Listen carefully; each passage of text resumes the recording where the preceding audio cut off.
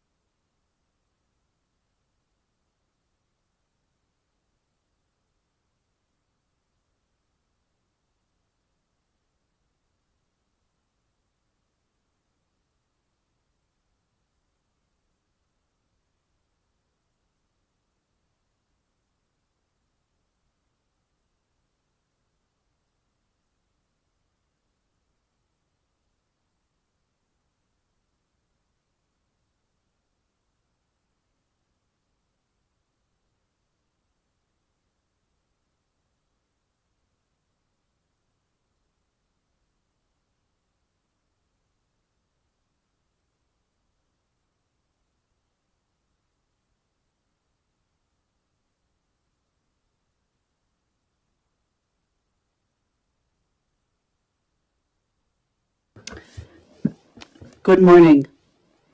Welcome to the last regular council meeting of the Region of Queens Municipality Council for this term. Today is Tuesday, October 8th, 2024, and it's 9 a.m. I'd like to call the meeting to order. Are there any changes to the agenda? Seeing none, I will ask for approval of the agenda, moved by Councillor Brown, seconded by Councillor Gidney. All those in favor? Contrary? Unanimous. There are no presentations before us today. Are there any petitions to table? Petitions usually are tabled by council. Yeah, as far as I know. Is there a councillor who you're going to table your petition through? That will be public question comment session. Okay, thanks. Seeing that there are no petitions, public question comment session, I ask any member who is here today in attendance who wishes to address council to approach the podium. You have 5 minutes to speak, and we require your name and the community in which you live. And with the raise of hands, yes, sir. Yes, please come forward. Just your name and the community in which you live. Good morning. My name is Tony Anthony. I live on Old King Road in Liverpool. Yeah. There's a button right on the mic there. Yep. Okay. Hi, my name is Tony Anthony, and I live on Old Port Mattoon Road, and I'm here concerning the school zone. I went and I seen an MLA about putting one of them speed flashing signs up. She said she couldn't do anything. Well, the receptionist called me back and said she couldn't do anything. I went to see Mayor Norman. She called the RCMP the same time I was there. Supposed to be more patrols. I didn't see any, to be honest with you. And I'm just getting tired of people tailgating me in the school zone to pass me up there, even though it's not a passing lane anymore. I had people give me the finger. I had people doing everything wrong because I'm doing 30 kilometers in a school zone. So I'm just concerned that somebody actually is going to have an accident or somebody's actually going to get hit, because I seen a small kid the other day. He almost had to jump in the ditch because the car was coming down there. He was doing way more than 30. And I'm just here concerns about the speed limit. That's all I'm here for. As if we can get someone who wants to flash to let people know they're doing 80 and a 30, I'd be more than happy. That's all. That's my concern, because like I said, it is a school zone. You see signs everywhere saying slow down, we love our children. Either something should be done, or that sign doesn't mean anything as far as I'm concerned. Because like I said, if somebody went up there and sat, you would see exactly what I'm talking about. And in my opinion, all school zones should have something like that. Because when you go outside of Liverpool, that's what you see in school zones. So that's all I have to say. I thank you for your comments, and we will address that situation again with the RCMP. Okay. And we are working on what areas we can legally put those speed Because signs in. over the summer stuff, I seen the RCMP had these flashing speed signs and stuff like that up. But why couldn't you put them in school zones?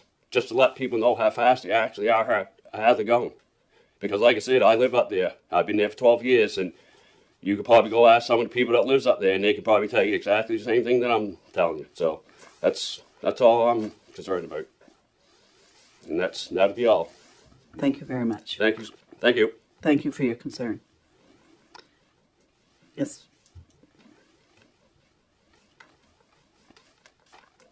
Is this the appropriate time to speak on something that's coming up in the... Okay. My name is Linda White. I'm past president of the Moosehorn Estates Lot Owners Association.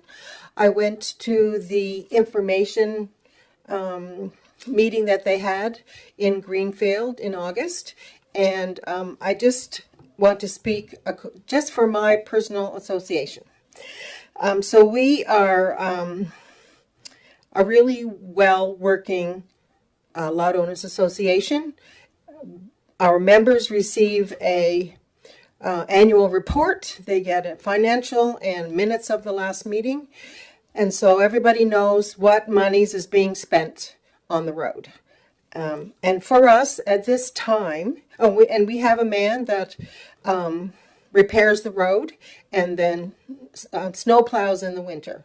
And those of us who are full-time members there, that live there, pay him separately for snow removal. And it works well. If we need to increase our Lot Owners Association fees because the cost of repairing the road goes up, then we do that through a vote, a quorum vote of our association. So we are a well-working association. Some questions we have for the during the presentation that's coming up. Some of our questions are, one, and I did read through a little bit. That's the first time I saw the report. So number one was, we would like to be responsible for setting our own fees. Our fees are completely different than those at Pond Hook Lake. So we increase our fees as we need to, but not more than we need to. And we think there's a little worry that that would happen. There would be higher fees than we really want. The second one is, we are responsible for our own repair of the roads. So the question is, how expedient will the transfer of funds, if you take over that they're included in municipal taxes, how expedient would the Lot Owner Association get their funds? We do road repairs mainly in the spring when things go to hell in a handbasket, and we do some in the summer and we do some in the fall in preparation for the winter. So we want to know, if that happens, how we get our funds and how expedient that would be, because it would be really important for us. And the other question was, if the municipality takes over it gets put on our taxes, how much will the municipality take or need for administrative fees over and above the fees for the property? That's all. Thank you very much. Thank you, Linda. And when this item comes up for discussion, your concerns will be addressed because there's some clarification respecting those concerns, which are sort of unfunded. Who else would like to speak, please? Yes? Hi, I'm Bruce McInnes. I'm the treasurer for the Greater Maliga Lake Lot Owners Association. And I don't know whether most of you know it, certainly Councillor Brown does, and Mr. Georgie. We've been pushing towards getting the county to assist us in collection of the fees. Just to give you a quick background on some of the numbers we're talking about, last year we billed $286,000. Our bad debts are $60,000. So we have a large number of lot owners who do not feel that they have to carry their weight, so to speak. A number of years ago, we switched from having all this seasonal, non-seasonal, and, we had, I think, 5 different billing rates, and we condensed it down to 2 in anticipation that we could get Queens involved. And we also felt that it should be billed on the basis of what we make available as opposed to what you use. So in other words, it's the same sort of thing as you would have in Liverpool. If you have somebody who goes to Florida for 6 months of the year, their property taxes don't change because they're not here. So we felt that it was more appropriate that we work on that same basis. In any case, I think the proposal, or at least the background that I read on the information bulletin, was very well stated. I thought that public meeting sessions developed some really good information, something that we've been getting anecdotally, but it's great to see that there's a good sample size and has provided, I think, a good basis to move forward with. So thank you. Thank you, Mr. McGinnis. Who else would like to speak?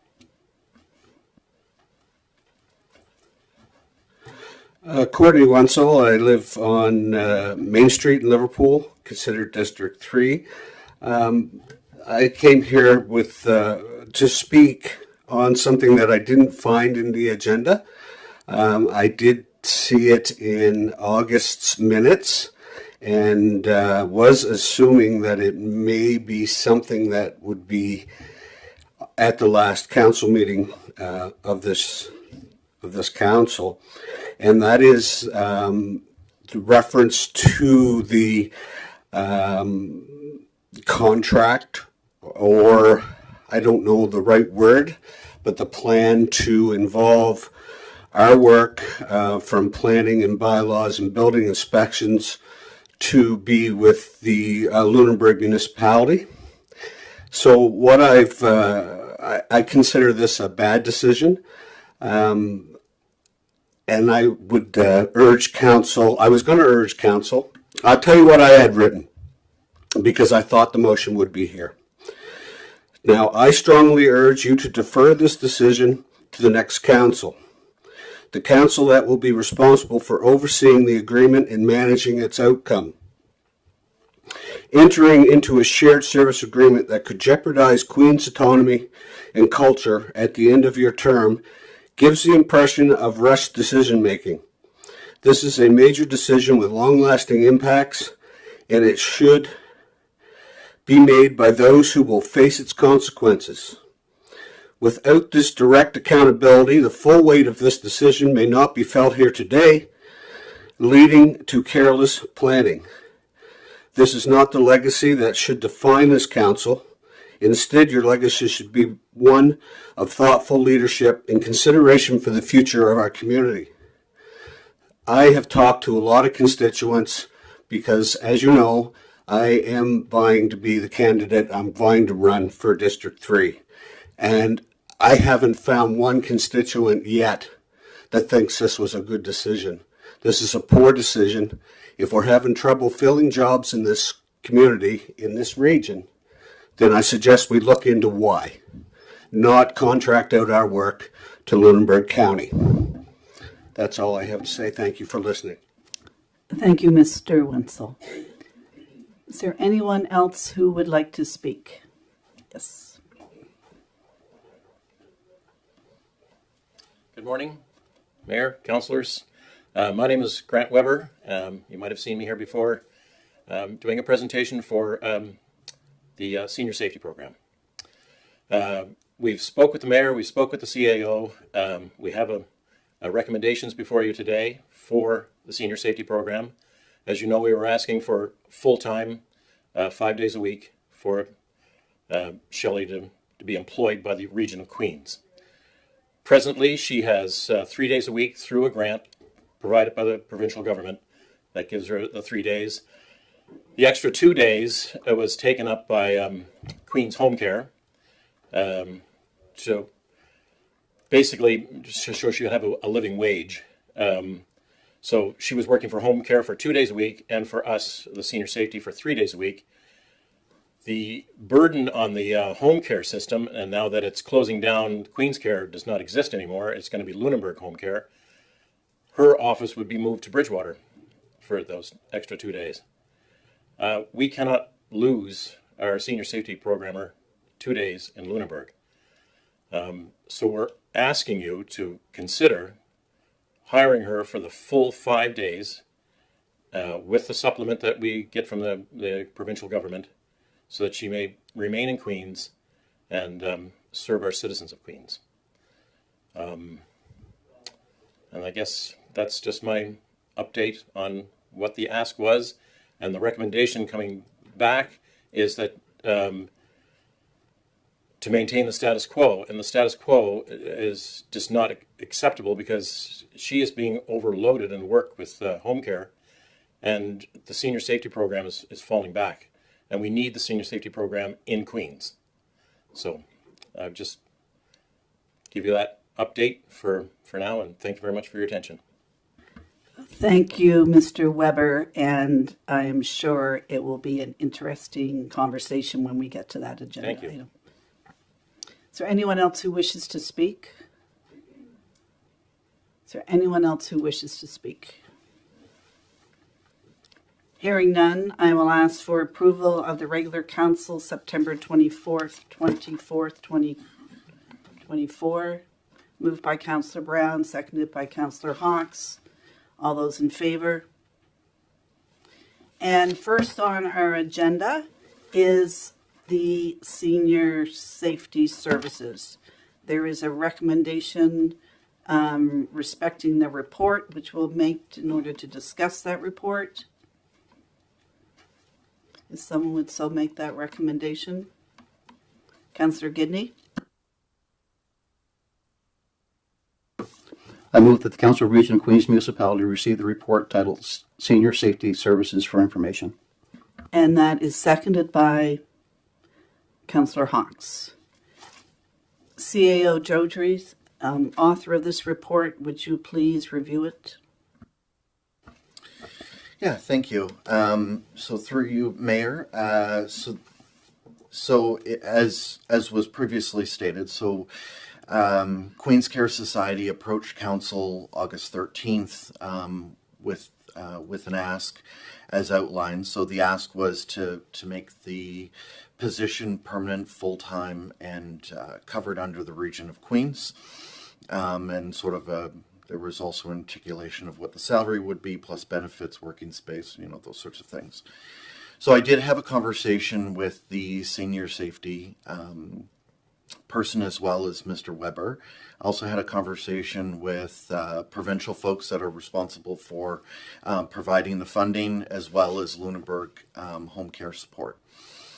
So a couple things to just keep in mind, sort of all outlined in the report. So if council wanted to maintain the service essentially as it is, I did speak with Lunenburg Home Support, and they said they'd be willing to do that up for at least a year to give them a chance and the municipality a chance to better define the service. So sort of now I want to zoom out a little bit. In talking to the province, the model of safety, senior safety, is delivered differently in different parts of the province. So the scope of service might be different. What they're focusing on might be different. It's all under the umbrella of senior safety, but there's some differences there. And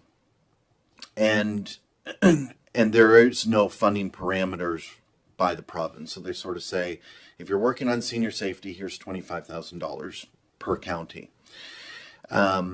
And so in that conversation, and in also speaking with home care, Lunenburg, the conversation was, they were even surprised by the fact that there was no funding envelope or sort of requirements.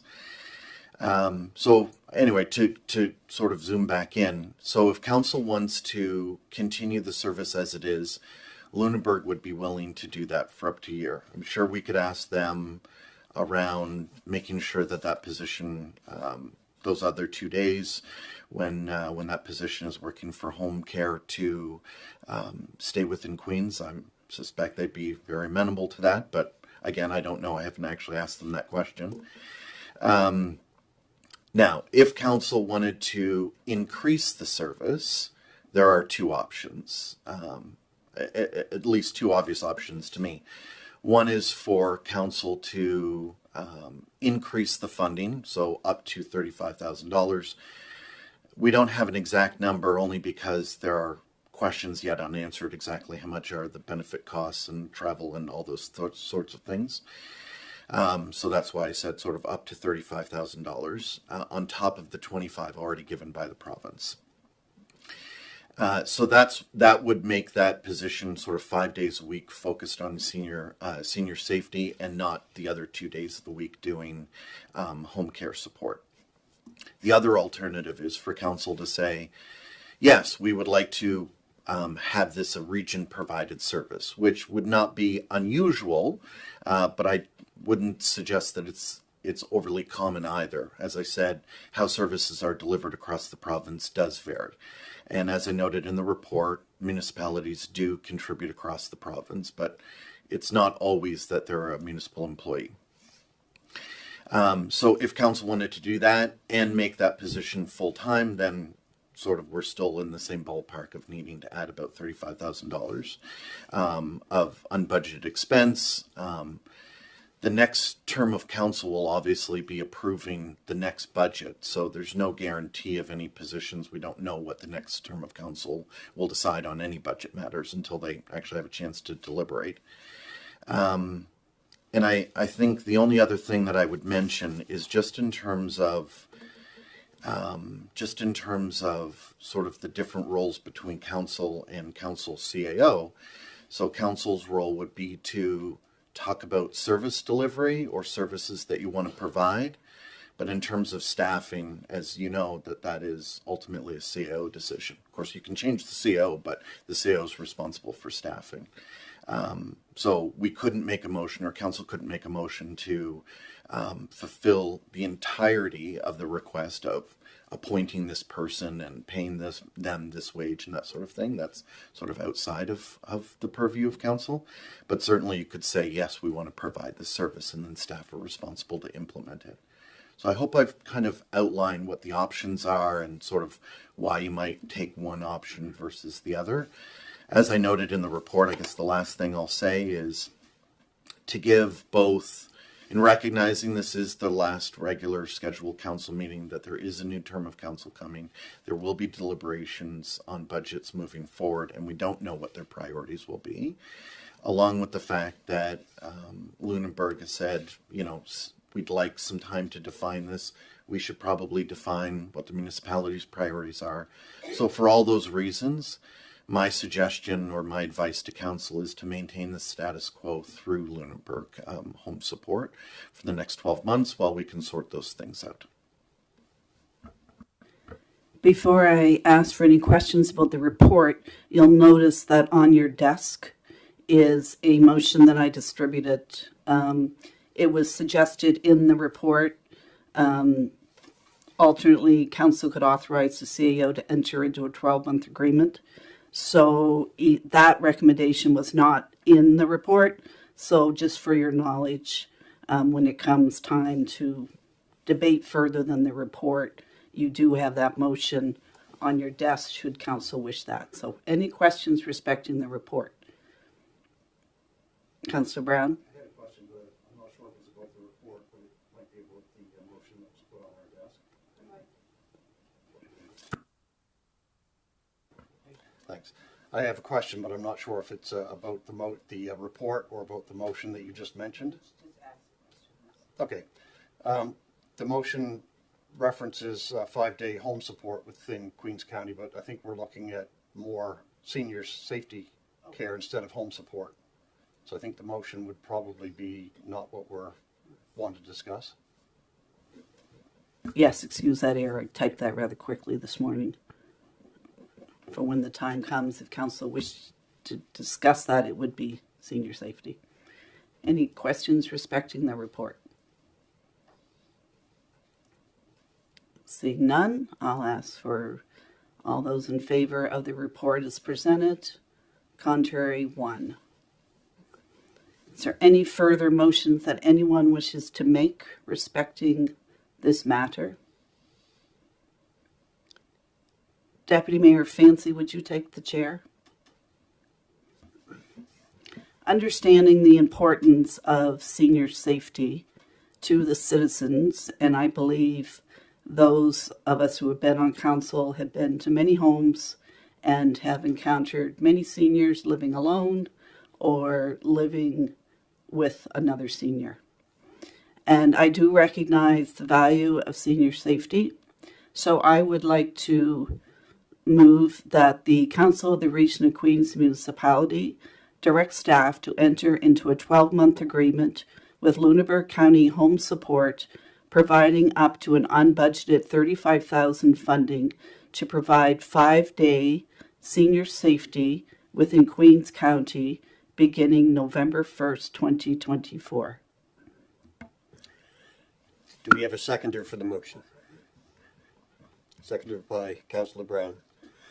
Now that, Councillor Charlton, sorry. Thank you.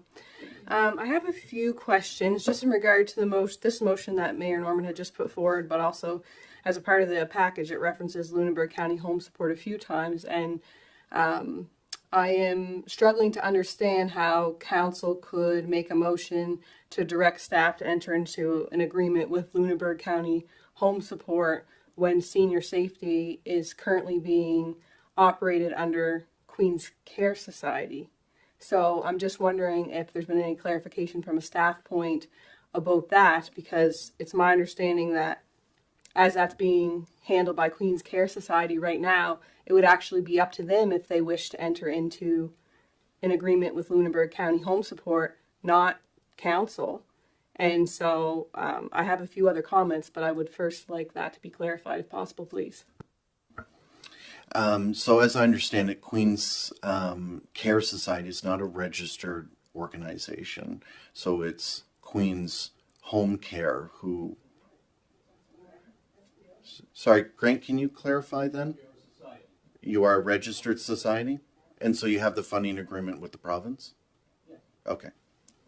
That's not exactly what I understood from previous conversations. So with that, I feel like that motion is out of order in regards to the Lunenburg County Home Support. The ask that came forward from Queen's Care Society was that we take this over and staff it municipally. That motion is not a part of this package. I have been in favor of that all along. I recognize that that might not be how everyone else feels, but I think regardless of whether that's something that should be decided upon right now, I think we need to secure senior safety in Queens, and I think we need it 5 full days.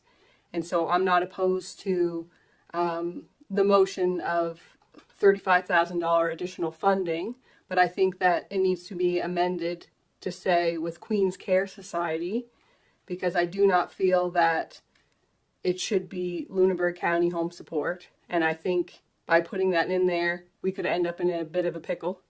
And I also think that we need to consider that if we are advocating for Lunenburg County Home Support to entirely take over senior safety, that even if we're providing additional funding, what does that look like for our safety coordinator? Are they in Lunenburg still a few days a week? I think it's really critical that we make sure that senior safety stays in Queens for 5 full days. And so I would just like to see that amendment made.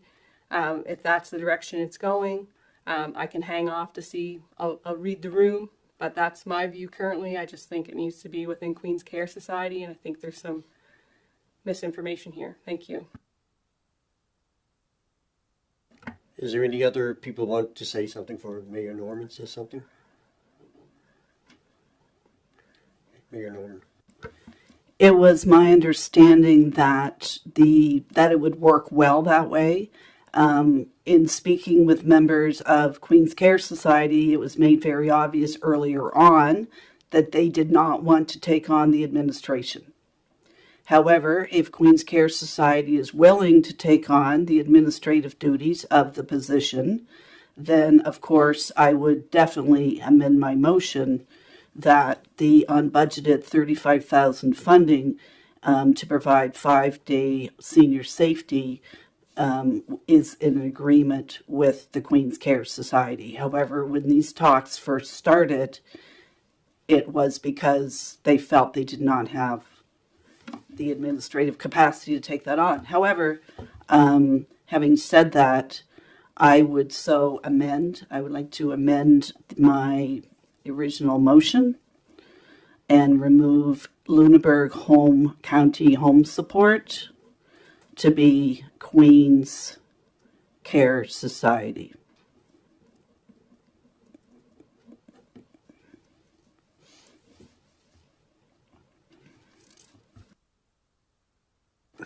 Does the seconder agree with that? Okay. Oh, okay, yes. Okay, Councilor Brown? Oh, I just wanted it on the record that I do agree with amending the motion as the seconder.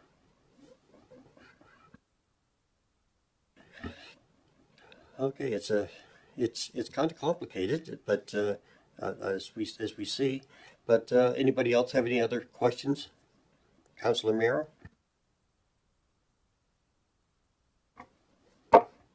Yes, I do agree with Councillor Charlton. This is an important, vital to the community that we do not want to lose. And I feel if 2 days end up in Lunenburg. She'll be working for Lunenburg. She won't be working for Queens. And I think we need her here for 5 days. Thank you. Any other comments?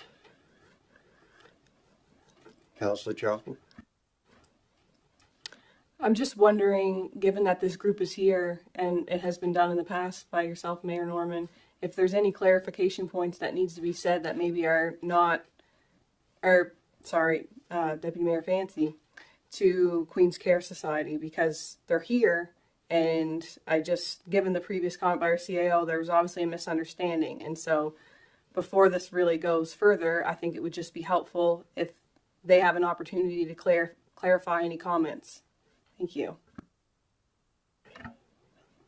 Did someone from Queen's Care Society want to come forward? There's some different questions. Of course, it's going to be the 5 days a week where it will be. The other thing too, as we talked about here, is going to be 3 days of senior safety and 2 of home support, and where are these all going to be located, and will the services all be in Queens? So all these type of things need to be answered. Hi, I'm Susan McLeod. I'm treasurer with the Queen's Care Society. I'll give you a little bit of background on the senior safety operation just briefly. It was part of the Queen's Care Society when we took it over as a responsibility. And then when Queen's Home Support approached us, because they had gotten extra funding to be able to have Shelley, who is the coordinator, work with them. And that's where the 2 days a week came from. They got funding for her to do that. Now we know that we're losing a lot of things from Queens County to go to Lunenburg, and that certainly is something that council should be addressed. And I understand that Courtney mentioned that as well, which is really good points. My concern is if it goes to Lunenburg, we will lose her. We will lose Shelley. She has to go drive back and forth to Lunenburg instead of being in Queens. Most of her work evolves around spontaneous situations. If she's in an office here and someone contacts her and she has to go out and visit them, then that is not fair for her to have to, and not fair for the person that is having issues and struggles that she certainly can assist with. Also, if the Region of Queens hire her as part of the $35,000, and you get $25,000, of course, money that's constantly coming from the provincial government. Also, if she becomes an employee of Queens, there are a lot of programs within the Region of Queens that are assisting seniors. She could certainly be used from the staff purpose to be able to handle those things that other staff members of the Region of Queens could pass on to her. And those issues would be, and we were discussing this, those issues is communicating with the seniors in their community about what valuable programs the region sponsors and supports for them. Other issues about, visibility and watching all of this on, promoting the fact that you don't have to leave your home to attend council meetings. From the disability and accessibility aspect of it, she could help promote all that aspect in Queens, helping the accessibility coordinator promote and give all that information to seniors. So if she was hired for the minimum of $35,000 extra that would go toward her salary, I think that would be value added for the Region of Queens in those positions. Thank you. Mayor Norman? I guess my question still is not answered, and that is, would Queen's Home Care have the administrative ability if Queen's Care Society have the administrative ability if we provided an extra $35,000 for the next 12 months maximum in order for the new council to decide where the new staffing position would be? Because who would they report to? What are the parameters of the job? All those things have to be considered in order for a municipality to take on a new position and a new job. And as we heard, it's the CEO's responsibility when it comes to hiring those positions. I thought I was doing the right thing by putting forward a motion for $35,000 in addition to the $25,000, which would provide 5-day home care, senior safety in Queens County. So that was the intent of my motion, to ensure that senior safety remains for 5 days as senior safety and not home support. So Grant, could you please just answered that question. If you, as a group, would be willing Point for of the order. next 12 months. Point of order. I think we're getting too involved in this. I think we should table this to the next meeting and let staff come back with the information. This asking the galley for questions, I'm not even sure what we're talking about anymore. I think it should be tabled till the next meeting and come back with more information. So Councillor Muse, you're asking to table it? Okay. I guess at this time it can be tabled, and it's, do we have a seconder to table, to the motion to table it? No, we haven't even put the second motion through.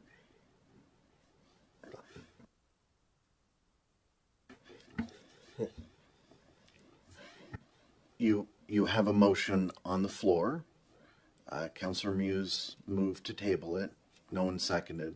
The motion is still active. I'll read back the motion as I understand it. Council of the Region of Queens directs staff to enter into a 12-month agreement with Queens Care Society, providing up to an unbudgeted $35,000 in funding to provide 5-day senior safety within Queens County beginning November 1st, 2024.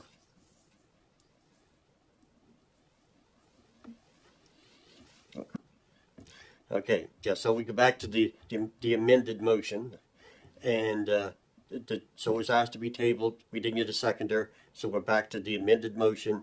And Mr. Weber, if you've got some information you could add. Queens Care Society is an advocacy group. We're not really set up to run payrolls and things like that. When we started Queens County Transit moved off to themselves. When we started the housing program, they moved off to themselves. So we really can't. So that's why we came for the ask to the municipality so that they could do that, because they have a payroll system. They have all the infrastructure to do it. I mean, we could do it on a short-term basis, for sure. We could do it for 12 months. Yes. And then come back and revisit it. Thank you. Okay, so Mayor Norman again? A short-term basis of 12 months would be, it would secure the position. It would simply be 12 months of payroll, and it would be ample opportunity for the next council. And I believe everyone understands the value of senior safety. And it would also, by that point in time, be part of a budget. Hopefully there would be a clerk. There would be a clear definition of a safety coordinator, and the CAO would have the opportunity to decide under which director or department this position falls. And I just know how difficult it is within the next 3 months, 3 weeks by November 1st, to secure a new employee. Who do they report to? Where's their job description? Who are they liable to? And all those types of things. I think this is the best at this point in time. Secures senior safety 2 more days a week. So it's 5 days a week in Queens County, and it provides ample time for a future council to determine who this person reports to. So I don't want to repeat myself again, but I firmly believe this is the best that we can do at this point in time. Councillor Brown? Yeah, I don't think that when we started this, we wanted to shift all the jobs and responsibilities to Lunenburg County, but we know that the job was split 2 ways. It was 2 days of home care, 3 days of senior safety, and Lunenburg Home Care is taking over where Queens Home Care is closing down. So I think when we started this process, it was to keep the continuity of the service provider who was going to do that. But now that we're changing the process, and Queens Care Society has agreed that they can take this on for 12 months in the short term, I agree with Mayor Norman that it keeps the service fully in Queens County and allows incoming council to set their priorities and decide what they want to do, and for staff to be able to set the priorities, to set the job description. So I'm very much in favor of going that route.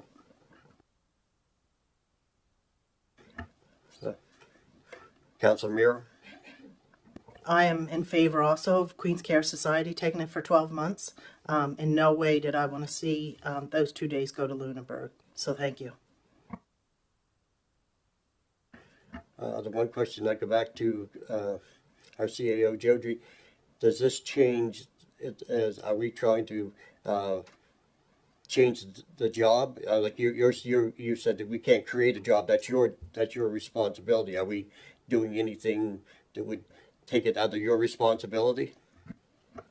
No, I think this is fine. I clearly misunderstood a previous conversation around the formal entity, and that's, I'm great that we've clarified that. So this is not an issue. You're basically providing funding to another organization to deliver service. No problem.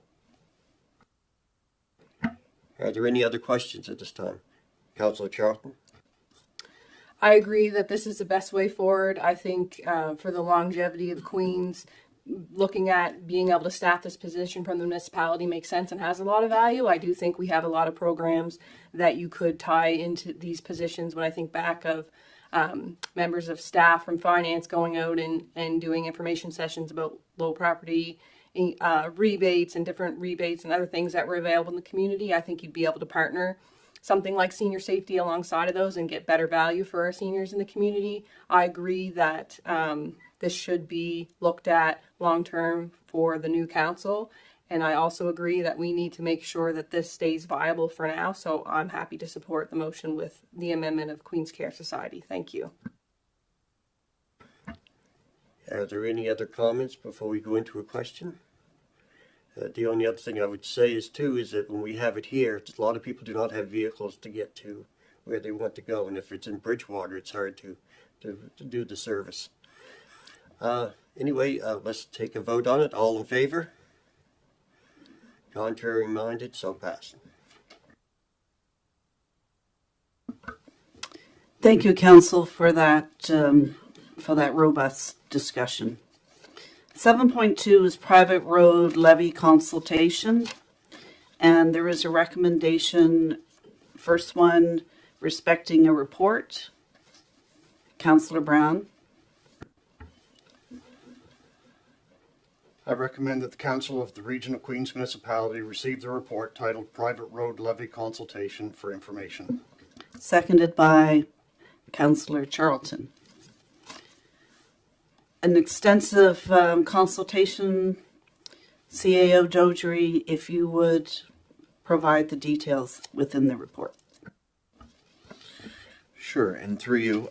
So there's a lot in here, so I'm just going to walk everyone through it. So if you'll recall, groups such as the Greater Malika Lot Owners Association, but they're not the only ones who have either formally or informally asked council to consider placing essentially a levy on property tax bills in lieu of road associations basically invoicing for the same. And essentially, and I think it was spoken earlier, essentially the reason is that these groups are, some of them anyway, are experiencing a lot of delinquencies, so, up to 20 or 30% where, those people are not paying. So that's really the premise of it. Now, this is permitted under the Municipal Government Act, I think it's Section 82, that does permit you to do this. So my recommendation to council was, before proceeding with too far down this road, I thought that it would make sense to consult the public, or at least the property owners who could be affected by this decision.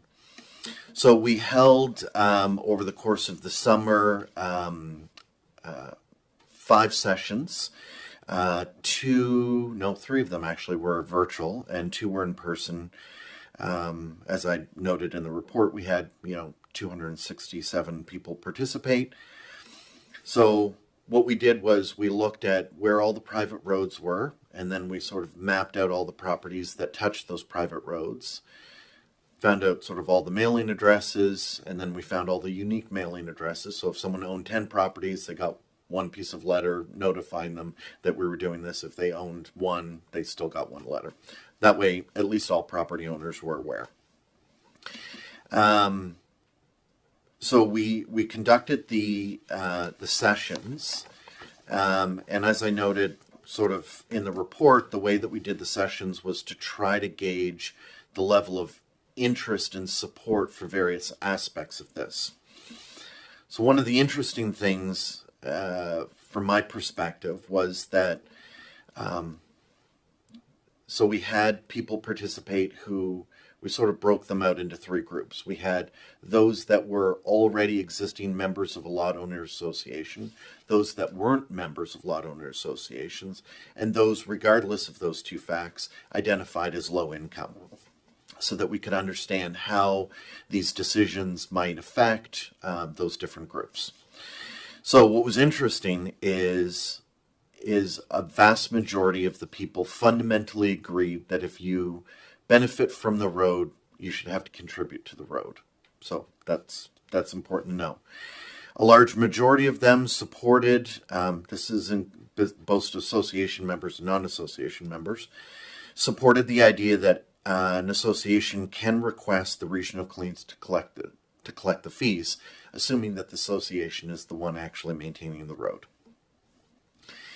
Roughly 80% agreed that property owners should decide whether to include a private road on the property tax bills and determine the amount. So further to the comments that were made publicly earlier, there was, I think, a misconception or perhaps a fear of people that what was being discussed was a unilateral decision by council to just do this for all private roads, just to sweep it and done, which at least to my knowledge was never being considered. It was a by request basis to support the organizations that were maintaining these roads because they were struggling. While opinions on the fairest way to structure the fees varied, most participants, or about 56%, felt that the fairest method ultimately was for the association to decide. So however that association would make decisions, whatever their bylaw says, so lots of feedback we got. Some people thought 50% plus one, or 51%, or 75%, or kind of it varied. But fundamentally they agreed that whatever the association decides, however they decide that, that would be the fairest way to determine what the fees are. It is important to note that there was a small but very vocal minority of individuals who were vehemently opposed to the region being involved whatsoever. I can't tell you exactly what that was about. I think it varied, but I do think it's important to say that there was a small group of people that were very opposed. So we went through those questions. One of the other things that I'll note, there was a concern, and it even came up this morning, about, well, how much would the region charge? How much would the region charge? I'm just trying to find my notes where those questions were asked. Maybe Mayor Norman, you have them. There was a question about how much the region would charge, if it did, for that service. And as I noted in the report, so I'll just read it for everyone's benefit, the municipality's financial system, SAP, allows for significant automation when creating tax bills, which minimizes staff effort. That is not to suggest that the billing process does not require a meaningful amount of staff time, but it does mean the process is highly efficient. However, subjective fee structures, such as those distinguishing between full-time and seasonal occupancy, could require manual intervention and complaints, creating a significant administrative burden. Simpler fee structures, such as flat rates per lot or a rate based on assessed property value, would be more manageable. So I just want to unpack that for a minute. So, and I'm oversimplifying, Director Vino, but Essentially, there's a system by which we could say, okay, for all the properties in this area that fall within this geographic area, basically apply this flat rate. Okay, to do that is, relatively speaking, not complicated, and would not take a significant amount of staff resources to do so. But let's say the fee structure was, of these properties within this area, some will get charged a full-time rate and some will get charged as seasonal. So where's the line in the sand? Is someone who's deployed overseas full-time or seasonal? Is it 80% that they're there, and who's monitoring that? So, right, so it becomes very subjective. Still, just applying 2 fees to those properties is manageable. Still requires more work. So what I'm trying to articulate is, the more complex the system or the more administration it takes to manage it, I would argue the more the fee has to compensate for that amount, right? So the more staff time it takes to do it. If it took 10 staff, a year, and I'm being inflammatory, but I'm trying to illustrate a point. If it took 10 staff a year to do it versus 1 staff a day to do it, obviously those are vastly different amounts of effort. And I would assume, maybe correctly or incorrectly, that council would then sort of talk about fees according to the level of effort required to do so. So back to the consultation. There are a couple more points here outlined in the report. Essentially, because we have at least, either formally or informally, at least 11 road associations, and all of them have slightly different fee structures at different areas. Some have complexities that others don't. Rather than trying to draft a bylaw that anticipates all the potential issues that you may run into, my suggestion is a bylaw that takes some principles in mind, but essentially requires agreements between the municipality and the road association. So it's not just a flat bylaw. Anyone who applies, you can kind of do it. Instead, it would be, yes, you can apply. Here's the criteria. And then the details get worked out in an agreement. That agreement, what I'm suggesting, would also need to be, that final agreement would need to be approved by the majority of the property owners, whether they are members of the association or not, and council. That way, council can view each of these matters on a case-by-case basis. So again, just going through what my recommendations were in terms of the outline of what a bylaw would say, that an association would have to be formally registered, so they'd have to be registered, they'd have to have insurance, they'd have to have bylaws, all those normal things. Associations may request municipalities place the levy on property tax bills, and that any such levy would require a signed agreement between the association and the municipality. Associations would be required to demonstrate that at least 50% of their members voted in favor of submitting the levy request to the municipality, which would occur before a draft agreement was prepared. So just to explain that one, at least the association as it exists in the moment of the request needs to support asking the municipality.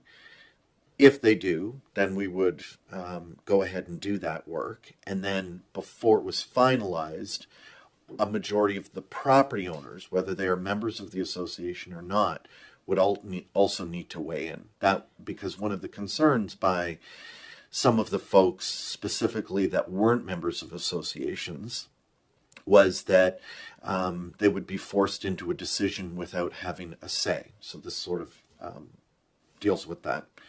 I guess the last point in the recommendation is that fundamentally the municipality would provide the service up to about $10,000 worth of sort of staff time at the municipality's cost, and anything over that would have to be compensated through the association, however that mechanism would be. This would incentivize associations to keep their fee structures low, simple, not low, not necessarily, but at least simplified, so that it didn't take a lot of staff time to actually provide the service. I know there's a lot in here, and I also provided both a summary of the results, sort of how I grouped them, and then just for absolute transparency, you'll see in the package all the results from every meeting broken out by every answer, so that everyone can see what it says. I know there's a lot in there, and I'm happy to take questions. Questions respecting the contents of the report. Councillor Brown.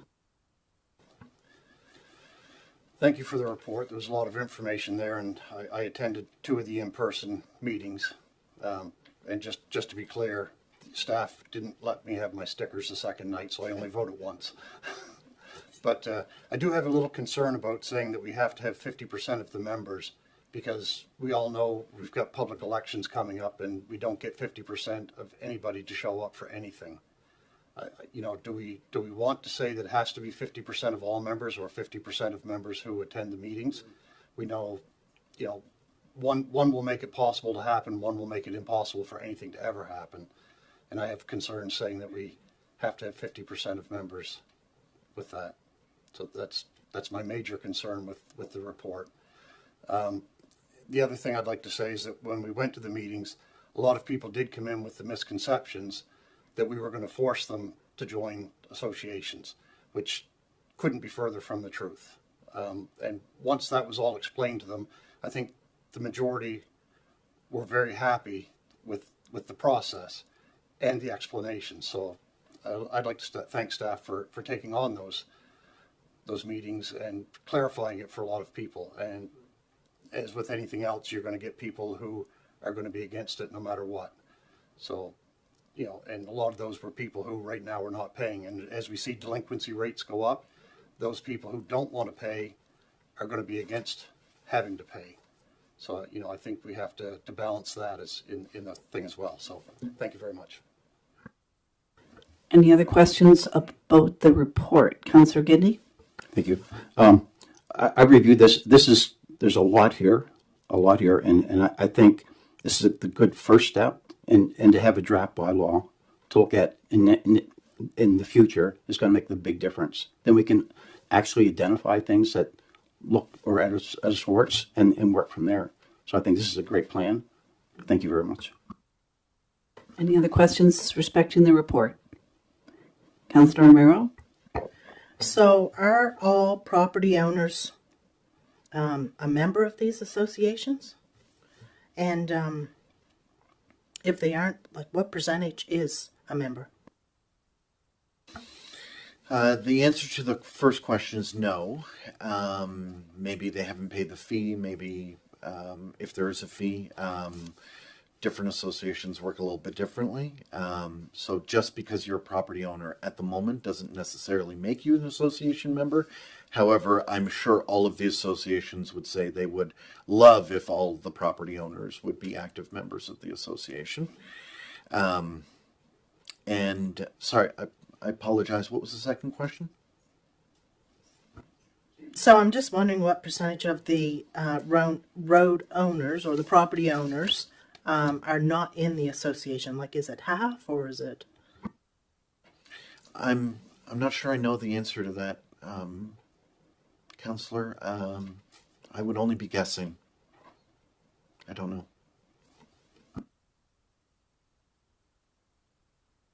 Before I recognize Councillor Brown, I'll take Councillor. Were you going to follow up to answer?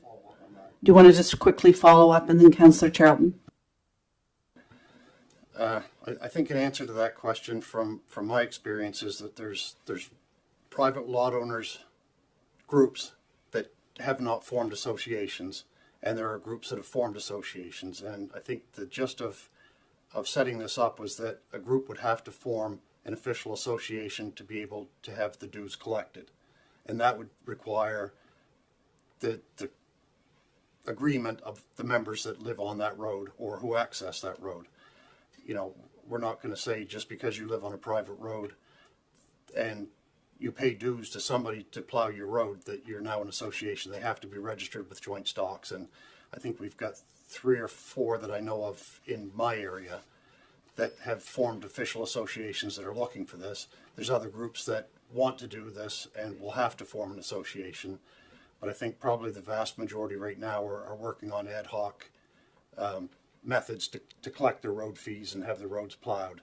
And if they want to have their dues collected for them, they will have to form an association.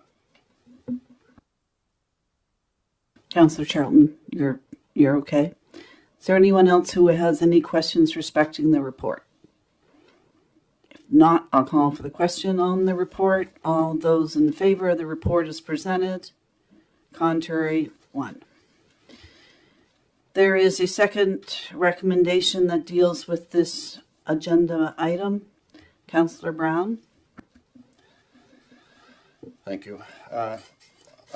Recommend that the Council of the Region of Queens Municipality direct staff to prepare a draft private road levy bylaw based on the principles outlined in the report titled Private Road Levy Consultation, dated October 8th, 2024, for Council's review. And that has a seconder of Councillor Hawks. Discussion on the motion.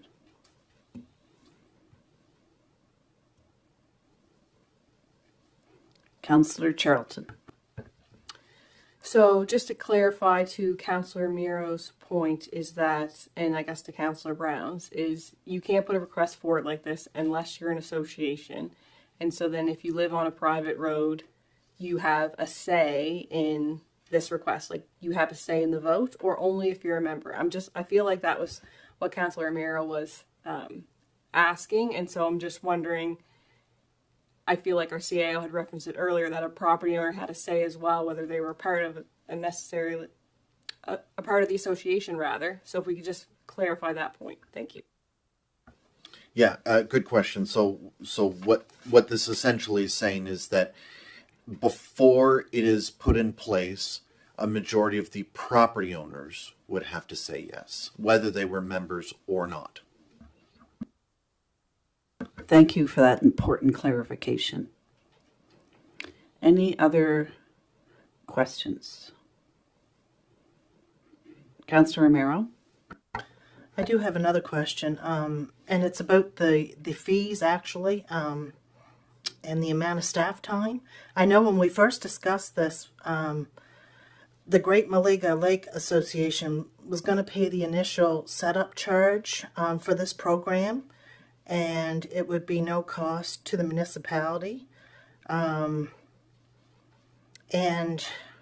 the fee won't get transferred to the residents. And now we're talking about a fee being charged to the residents besides the money that's collected for the roads. So I'm kind of confused about that matter. Maybe you could straighten that up.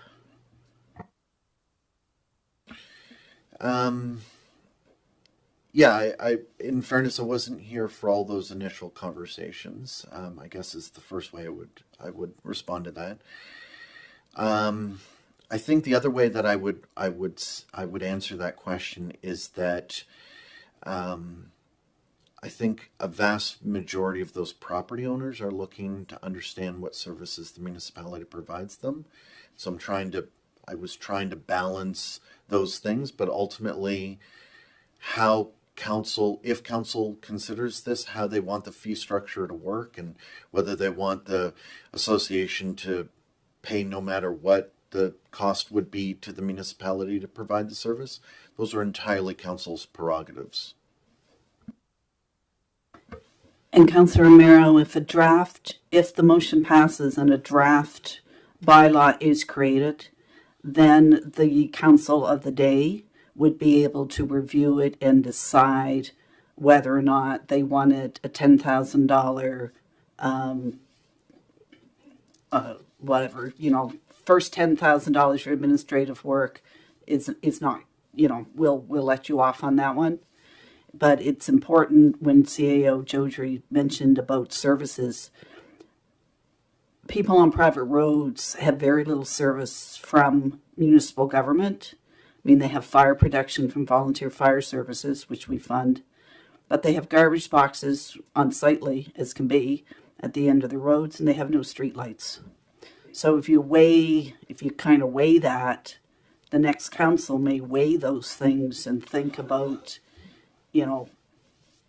would we, for Greater Malaga Lot, would it cost us $10,000 if we were running garbage trucks through, there's that whole service exchange thing. But those are all things that the next council will deal with. Today's matter is simply giving approval for a draft motion to be created, and then it will be brought forward at a later date.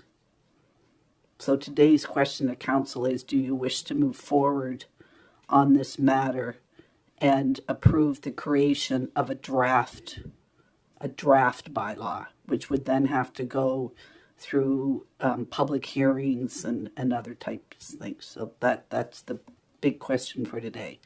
Councillor Brown?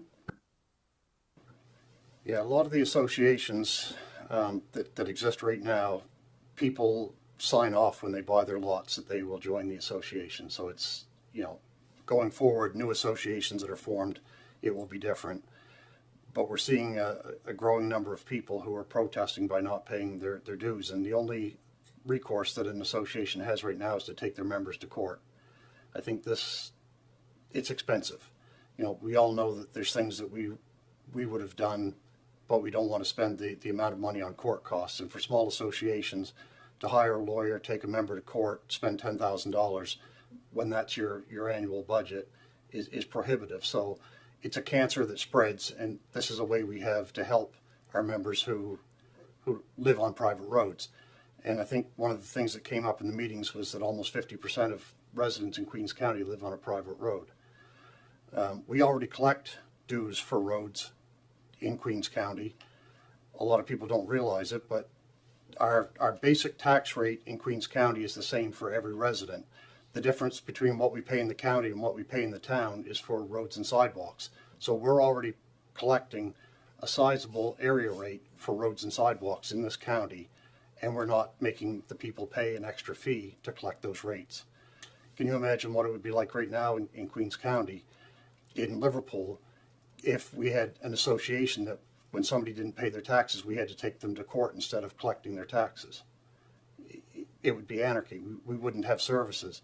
And as these associations die, they're going to be coming to the region and asking to have their roads taken over, which is going to add the tax revenue, which, whether council in the future accepts that or not, that's a different story. But I think, these are some of our largest tax bases that get our fewest services, and this is a chance for us to do something for those residents that contribute so much to the county, and they're contributing right now to the collection fees of the road rates in the town of Liverpool.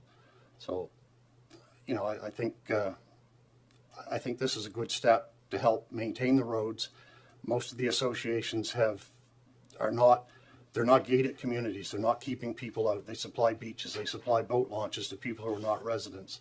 I see a lot of people on our lake that don't live in the area who get a chance to enjoy nature because the association maintains the roads for them to get in. So I think this is a very good first step. Any other comments? If not, I'm going to call for the question. All those in favor of the motion directing staff to prepare the draft private road levy bylaw, please signify by raising your hand. Contrary? 2. Carried. 7.3 deals with another CIF application for capital money, and as we know, the pot's dry, but the reserve is still not quite full, but there's money in a reserve, but the pot's dry.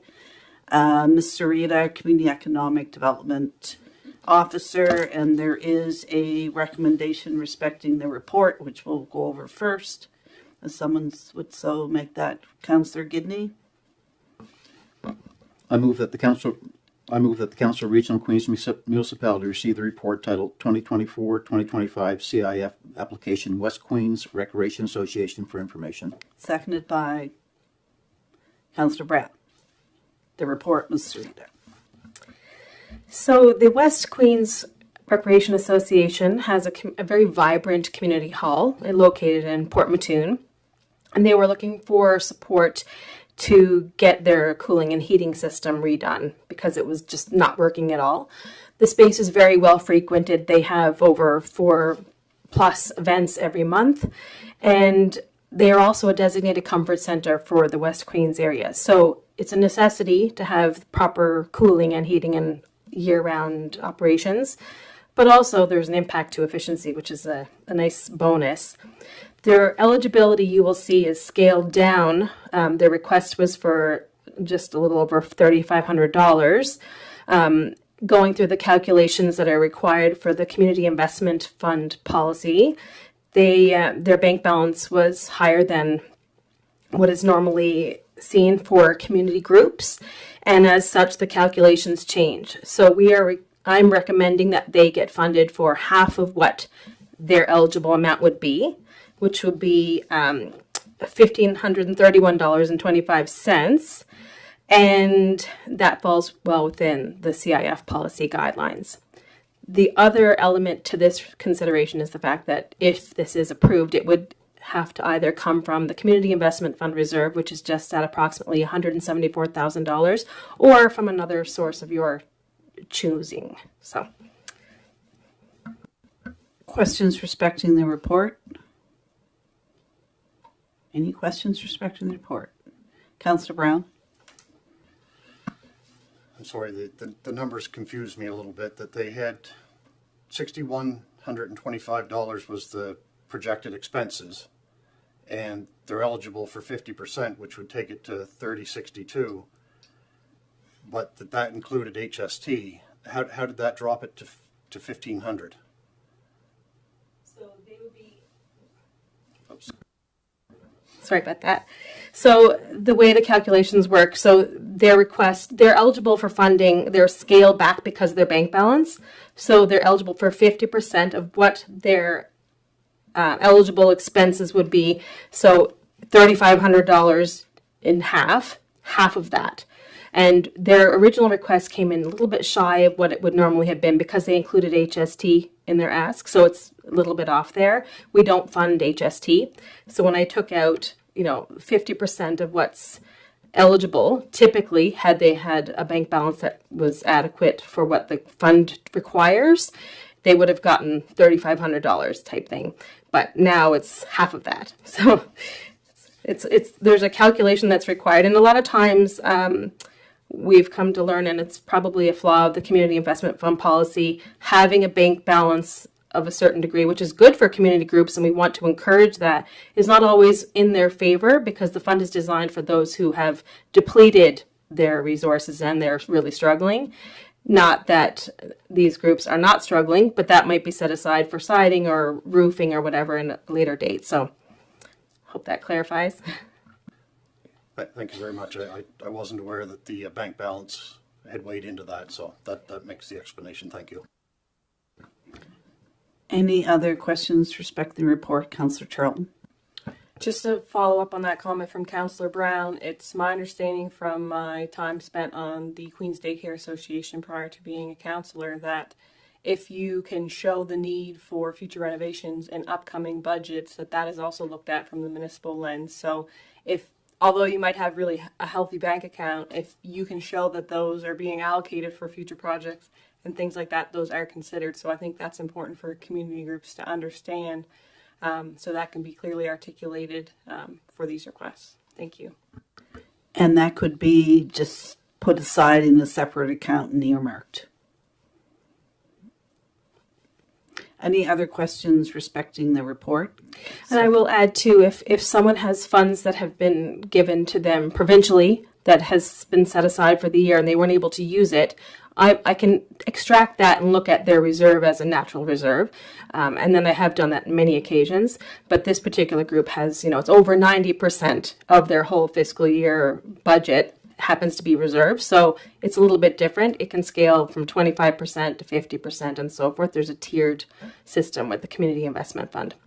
But this allows us to still be able to help them at all, where in a lot of funding cases they wouldn't be granted a grant at all. So. Any other questions respecting the report before I call for the question? Question on the report. All those in favor? Contrary, 1. And there is a recommendation that goes with this agenda item. Councillor Muse. I move that the Council of the Region of Queens Municipality approve the West Queens Recreation Association's Community Investment Fund capital fund request up to $1,531.25 toward eligible expenses from the Community Investment Fund Reserve. And that is seconded by Councillor Gidney. Are there any questions? Seeing none, I'll ask for the question. All those in favor? Contrary? Unanimous.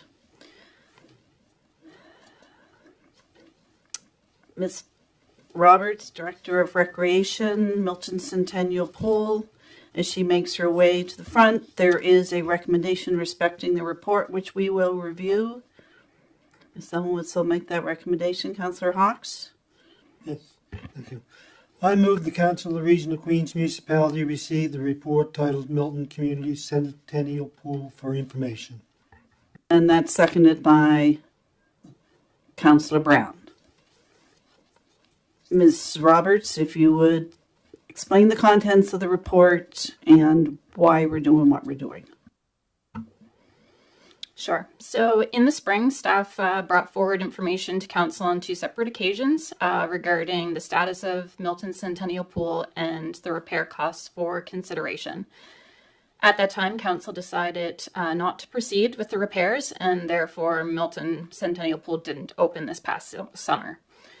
After that decision, staff met with members of the Milton Community Association to determine if what their desire was in order to have their property returned to them should the municipality not plan to continue operating the pool at that location. And attached to the report is an outline of the association's requests if that decision was to be made.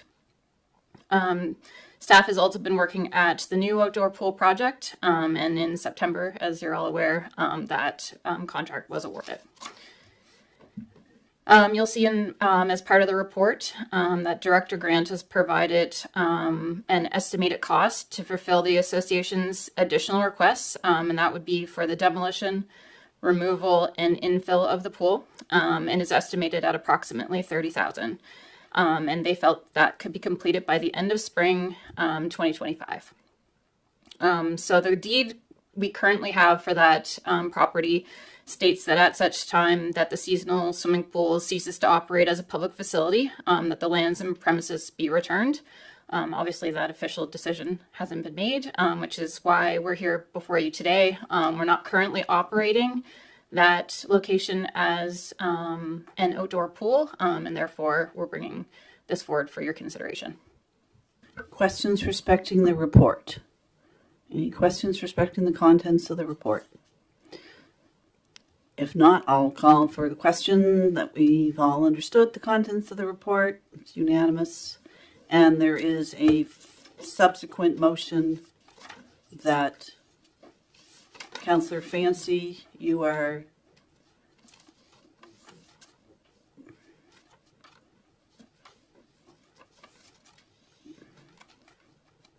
so there is does anyone want to make a motion respecting this agenda item?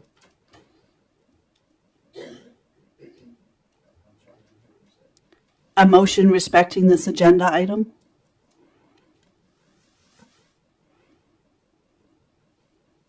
Deputy Mayor Fancy? Yes, I'd like to make a motion that the Council of the Region of Queens Municipality direct staff to call a community meeting concerning what is being proposed by staff regarding the future of the Milton Centennial Pool. Is there a seconder for that motion? Is there a seconder for that motion? It's been seconded by Councillor Romero. Discussion on the motion. Okay. I believe when we saw that the Milton Pool had come to a spot where it could no longer be used, it was inevitable that we would come to a spot where we had to look at what we were going to do with the pool. And what was being proposed here isn't out of the way. of having it filled in and be able to go forward, because I believe that we should not be giving the responsibility of the Milton Community Association to be able to take on more responsibility, and that they're only a small group and this property is going to be deeded back to them, as we also understand, but we do not want to have this to be a financial burden or extra work for them. But I believe that what we should be doing is, and the proper way is consulting with the community themselves to understand what is taking place and see if there's any other thoughts or ideas that come along that before the property is filled in and going forward. Now, with that being said, the ownership is the region of Queens, and the ownership is going back to the Milton Community Association. But there should be some community discussions when something is taken as the pole being taken out of there and no longer going to be available. I think a lot of times it's community engagements we don't do, and people feel like they're left out of discussions, and they'd have no say in whatever may take place. And it may just continue to go on this process, but I believe community engagement should be required to go forward before this and may come up with the same answer, but at least the community is involved. Discussion on the motion. Councillor Gidney. Thank you. The property is owned by the Milton Community Association. There was an agreement made with them in July 25th, 2003 to transfer the ownership of the property to the region of Queens. And in the agreement, it says the municipality agrees to continue the operating the swimming pool on the property on a seasonal basis for as long as the grantee in the sole direction deems it ongoing operation to be feasible. Number two, that at such time the seasonal swimming pool operation ceases to operate as a public facility, which it has, the municipality conveys and agrees that it shall forthwith reconvene such lands and premises to the grantor deed by the nominal sum of $10. This is all done by agreement. There's no, I can't see that why we would get involved with any other thing at this point. So I can't support that. I think that we should just go with the status quo and return the property to the Milton Community Center. Thank you. Are there any other comments? Councillor Charlton? Thank you. I would have to agree. I do agree, Deputy Mayor Fancy, that we have room for improvement for public engagement overall in Queens, no question. With that being said, this pool is no longer viable, and the Milton Community Association has made it clear what their wishes are, which reference Councillor Guiney's comments about there being an agreement in place. I think that if the Milton Community Association had different intentions about what they wanted to see, and it not being that pool being filled in, then there'd be other conversations at the table, but it's not viable. And so I can't support this motion. It's not something that, excuse me, I think makes sense to do at this point. Thank you. Other comments? Councillor Romero? So it does say that it is to be returned to the Milton Community Association. Does the agreement say in any way of how it should be or what condition? Not really, no.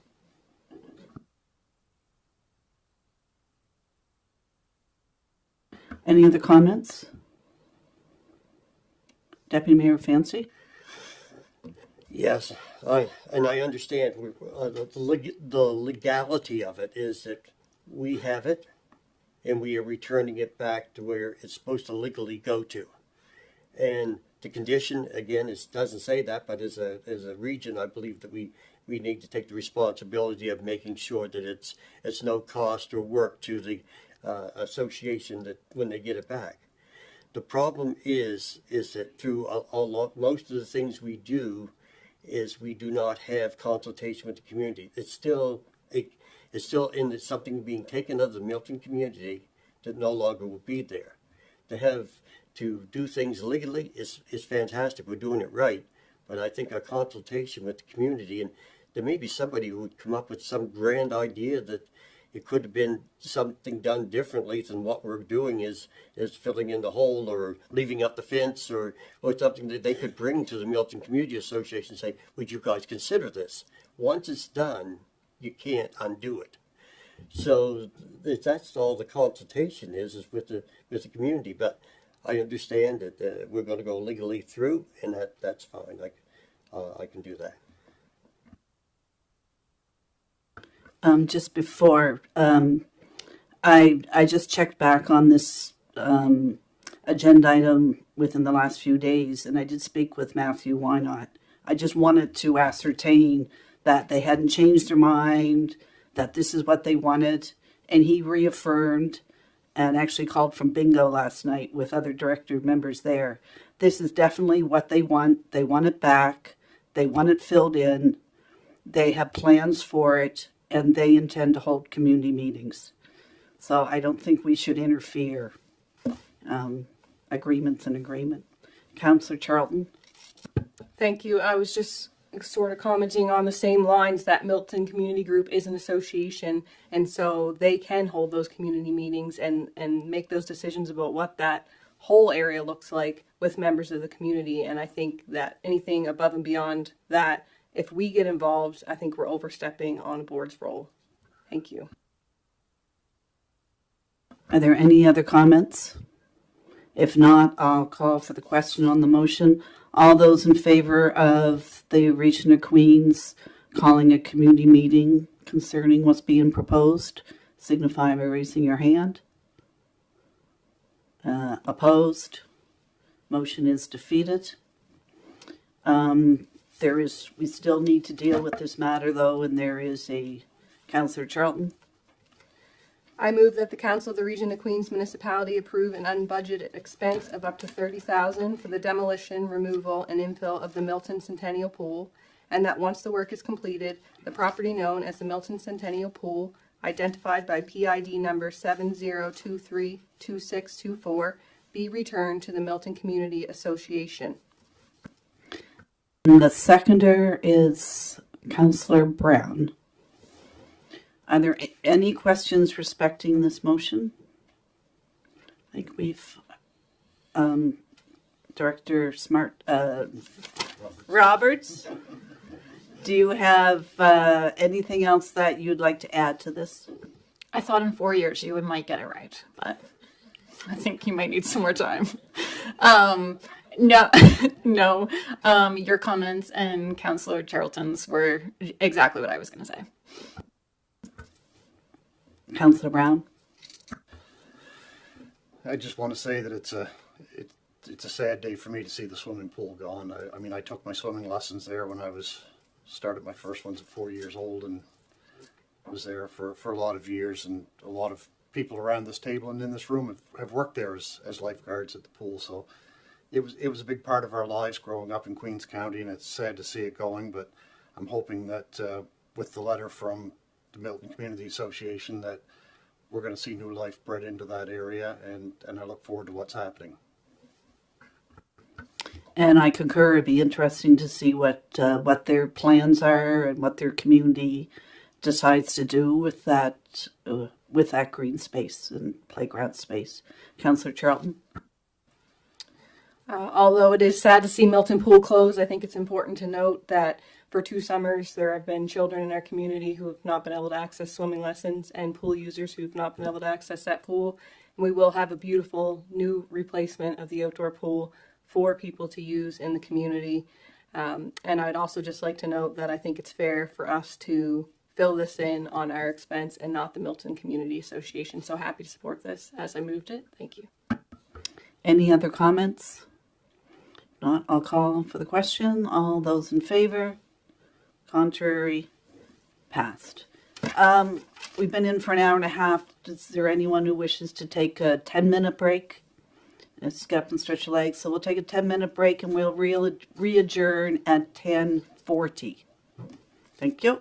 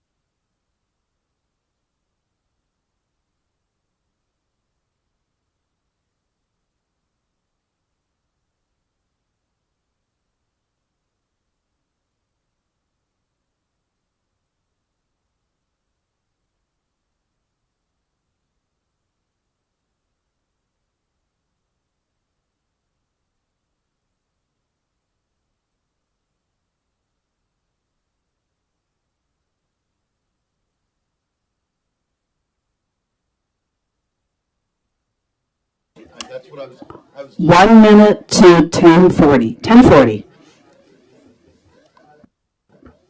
It is 10:40 if everyone wants to take their chairs.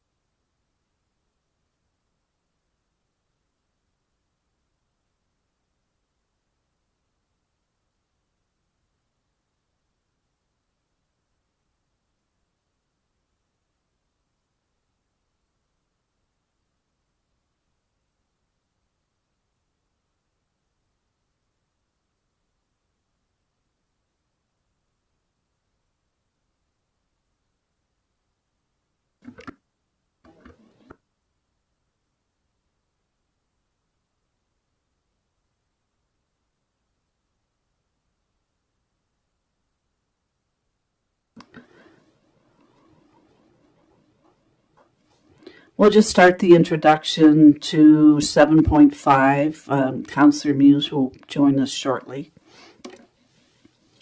7.5 deals with the Hillsview Acre governance model. So first we'll discuss a report and then we'll on table a passed motion. So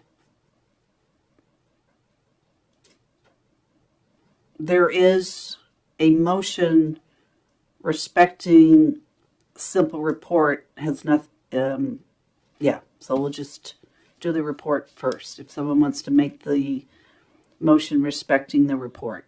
Councillor Charlton? I move that the Council of the Region of Queens Municipality receive the report titled Hillsview Acres Governance, CAO Advice for Information. Seconded by Councillor Brown. The report, please, CAO Jojo. So if council may remember at its September 10th meeting, we brought the matter of Hillsview governance forward and the possibility of changing it and what that potential course of action was or could be. So council made the motion as outlined in the report. That motion has been tabled. So and essentially my report outlines that I have met with the executive director of Queens Manor, who is here, thank you. And as attached, you'll see in his letter that they're certainly willing to assist and support us in the possibility of transferring governance and operational oversight of Hillsview Acres to their organization. As outlined in the report, as everyone may be aware, when the new facility is built, the residents of Hillsview will be going to the new facility. So, sort of the idea that these groups are essentially merging is somewhat inevitable.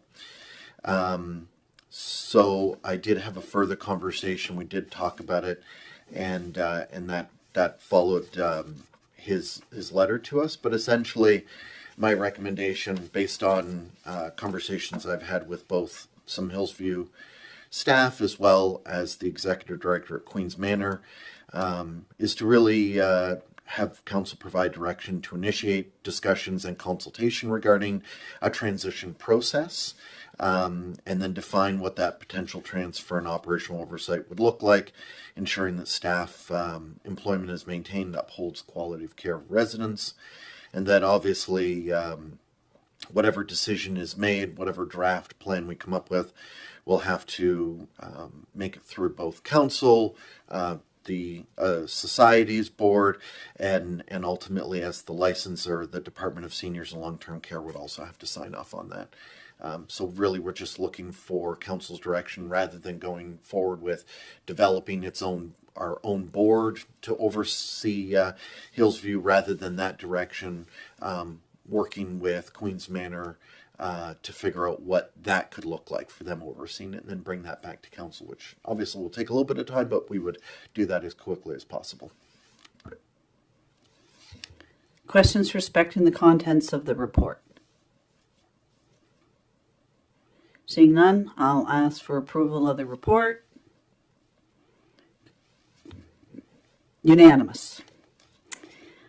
Before I ask for a motion to on table, just want to bring it to your attention that once we on table that motion, if council is of the opinion that they want to follow the proceeds of the report, which would be to conduct further consultations with the two, then what one would do would be to defeat the motion that we're on tabling, to then allow for discussion of a new motion. So I just wanted to clarify that process in case anyone had any questions.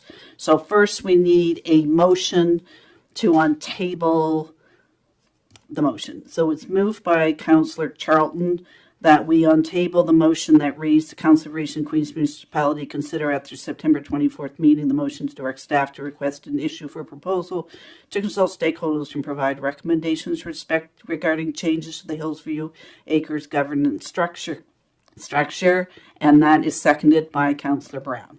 So that motion is now on the floor. Is there any discussion respecting the motion that's been untabled? Councillor Charlton.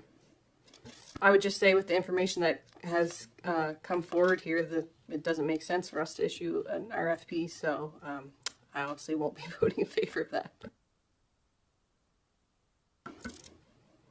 Any other discussion before I call for the question on the untabled motion? Question on the untabled motion. All those in favor of the untabled motion?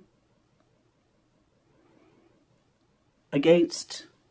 And I believe the mover of that original motion, but it doesn't matter, it would have been defeated.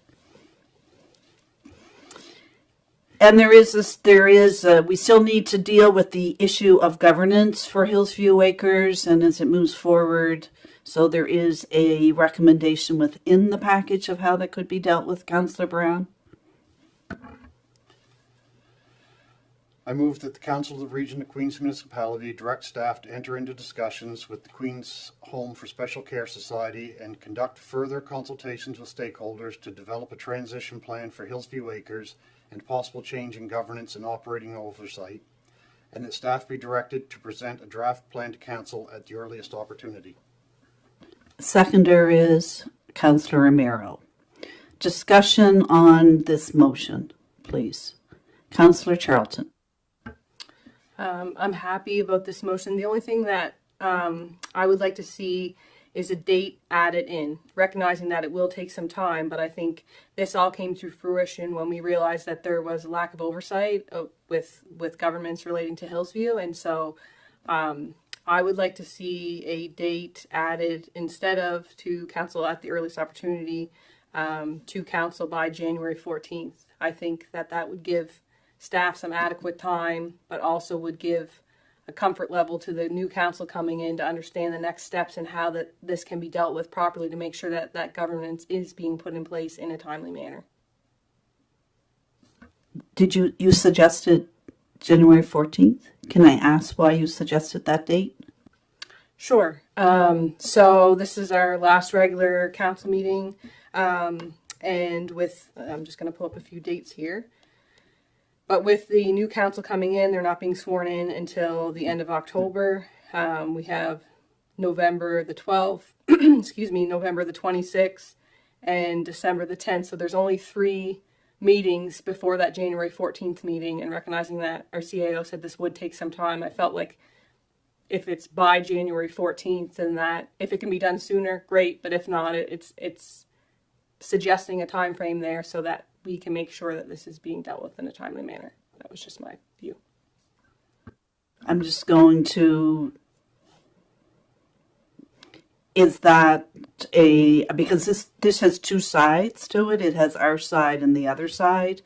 And I'm just, I'm unaware of what they're involved in, if they're at year end, what their slate is, because they are the organization in charge with building that new home. So I guess a date could be changed if it could be. So I'm uncertain if that date works for the other half of the organization that has to assume the governance model.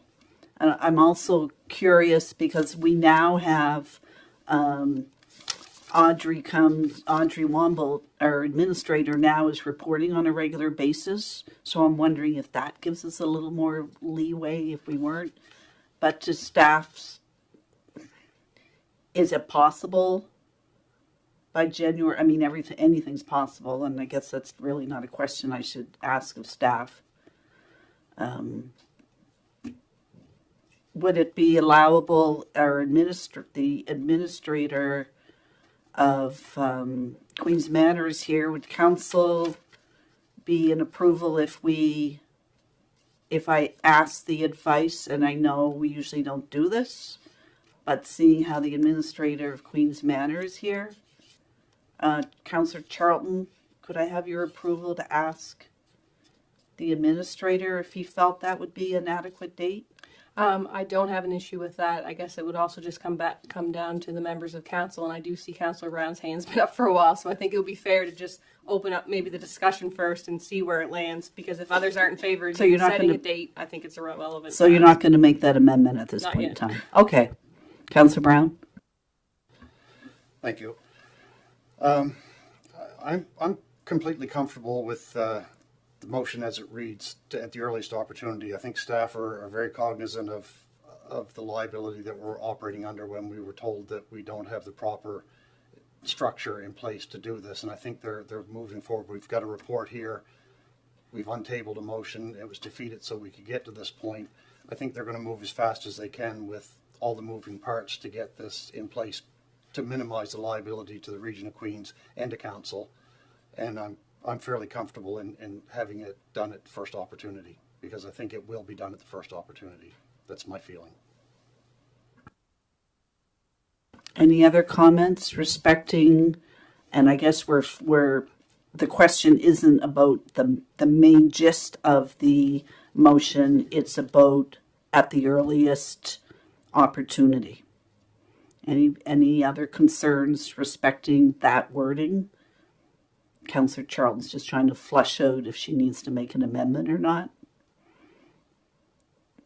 I don't see any concerns respecting that. Okay. Any other comments respecting this recommendation?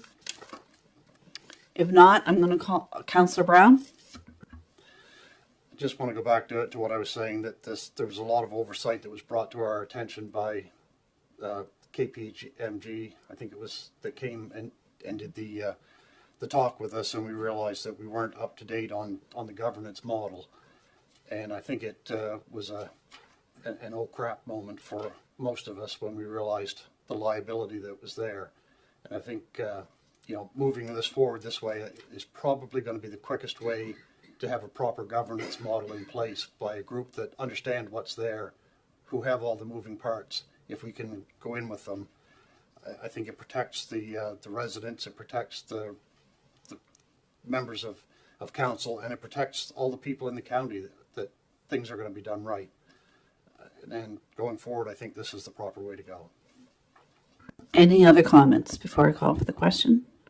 I'm going to call for the question. All those in favor of the recommendation? Contrary? Unanimous.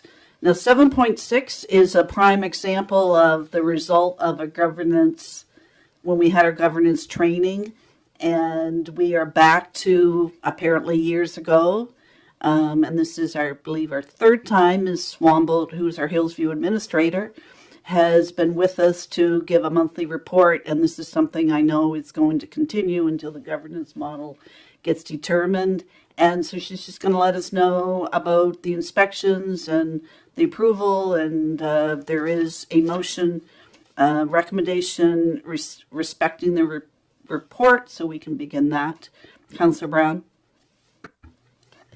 I recommend that the Council of the Region of Queens Municipality receives the report titled DSLTC Licensing Inspection Report for information, and I believe the DSLTC is Directors of Seniors and Long-Term Care.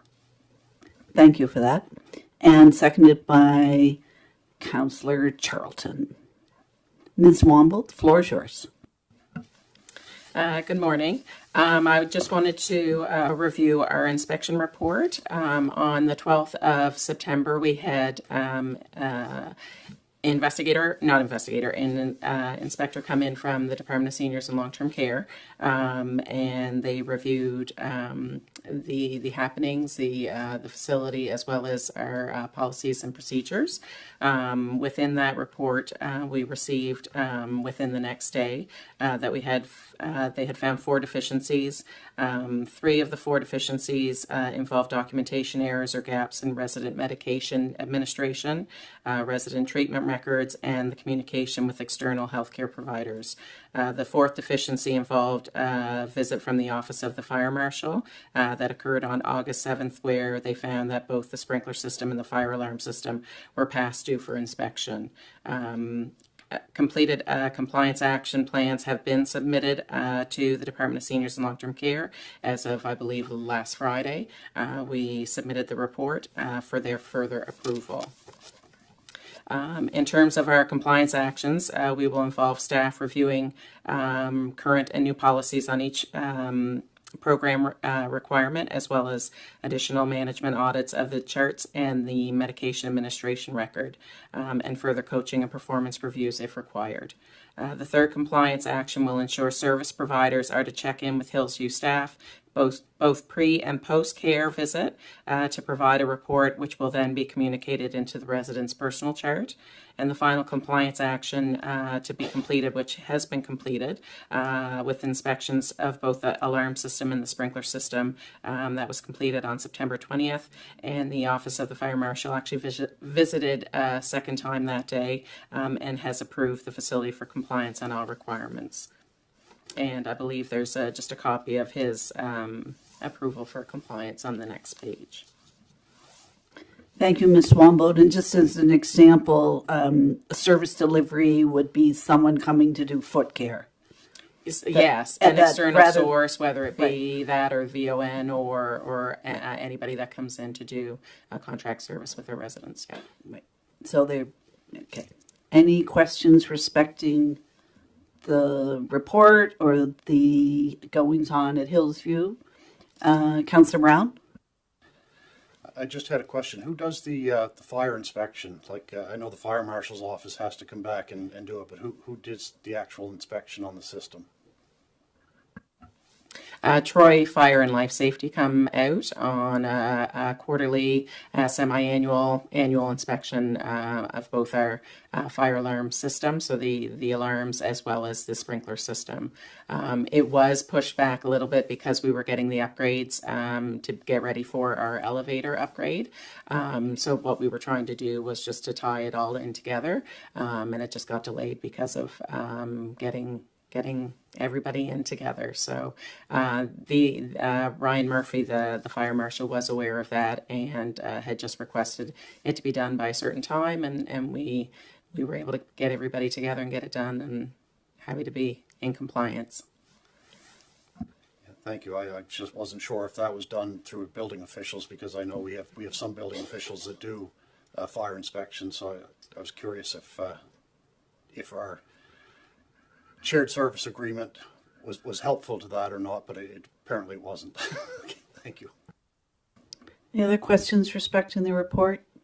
Staffing levels are good. Everything's good. If there's no other questions, I will call for the decision. All those in favor of the contents of the report? Unanimous. Thank you very much. Have a great day. 7.7 is one of those unexpected things that just shows up when we least expect it, and it's respecting Queen's Place and a wall. There is a recommendation so we can discuss the report. Councillor Hawks. I move that the Council of the Region of Queens. Yeah. I move the Council of the Region of Queens Municipality receive the report titled QPEC Wall Demolition for information. And the seconder is Councillor Romero. Director Grant, to share the good news. Thank you. So you'll see in the report it was identified back in the spring that a wall panel at Queen's Place had failed unexpectedly. From there, we investigated further. We got the civil engineer that was involved in the design and construction of the facility come in, doing kind of an overview site visit, what was going on. Is there any other site panels that we need to be concerned with? He confirmed there was just this one. He developed a rationale for failure mechanism and suggested that we take it down at our earliest convenience. From there, we engaged our safety consultant for advice, who suggested that we should put it out to the provincial procurement site. We got 2 bids, the one that you'll see in there and one alternate for the removal of those panels. It's just the removal. It's not remediation or replacement or any of that. It's just to take that down and secure that area so it's safe for the public to continue enjoying. Questions to Director Grant? Councillor Brown?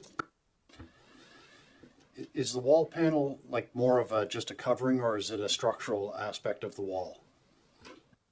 That's correct. So the part that's failed is strictly an architectural face. It's literally just the skin on the outside of the building, no different than perhaps a siding on your house or something of that nature. Provides no structural support, holds the paint up, keeps the weather out, I guess, for lack. Any other questions? Not, I'll ask for question on the report. All those in favor of the contents of the report? Contrary? Contrary 1.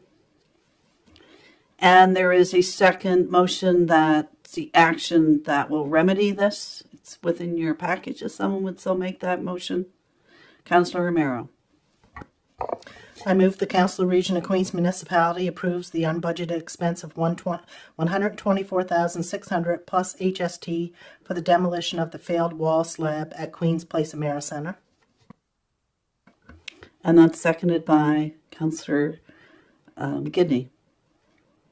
A quick question. So we're taking it down, we putting a new one back?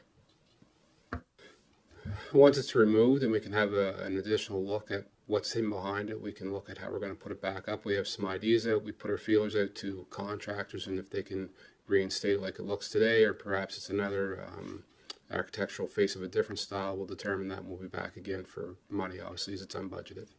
And I realize that wasn't part of this, but this is just to get that face down, and so that will be another down the road. Questions to Director Grant? Councillor Romero?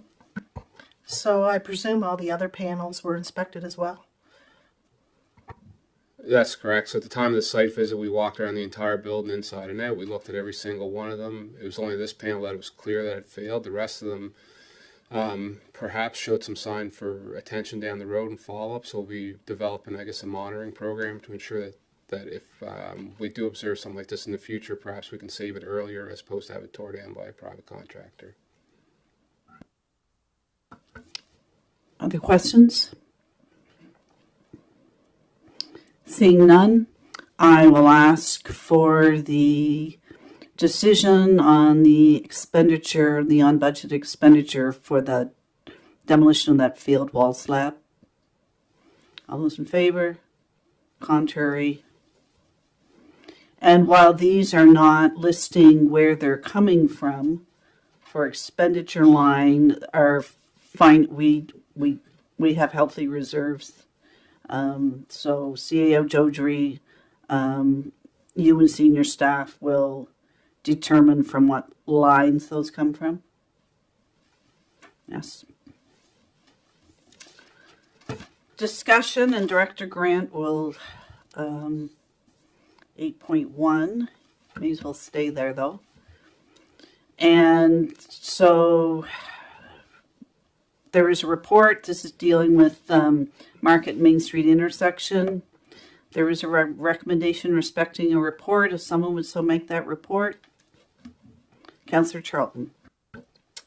I move that the Council of the Region of Queens Municipality receive the report titled Market and Main Street Intersection CAO Advice for information. And it is seconded by Councillor Hawks. So this relates to the separate September 10th meeting respecting a motion that we give consideration to direct staff to conduct a warrant analysis, design the traffic light system install traffic lights at Main and Market Street intersection at an unbudgeted expense of up to $1 million. So this is the subsequent report that follows up with that follows that motion. CEO Jodrey? So typically, and you'll see right after this, I did include a copy of Director Grant's original report. Normally it would just be that report on the agenda. However, as I outlined in the report, during the September 10th meeting, I did articulate to council that council may have additional oversight when increasing the minimum standards, that sort of thing around traffic management. Further advice that I've received would suggest, as articulated in this report, that that's not entirely accurate, given that that traffic lights, from what we have now, isn't necessarily an increase in the standard. For example, for matters such as safety. As your CIO, I find myself in a bit of an awkward position, given that I understand council's desire to see improvements happen at this intersection. However, the advice of your traffic authority is that we really need to do a study and design this properly before changes are implemented.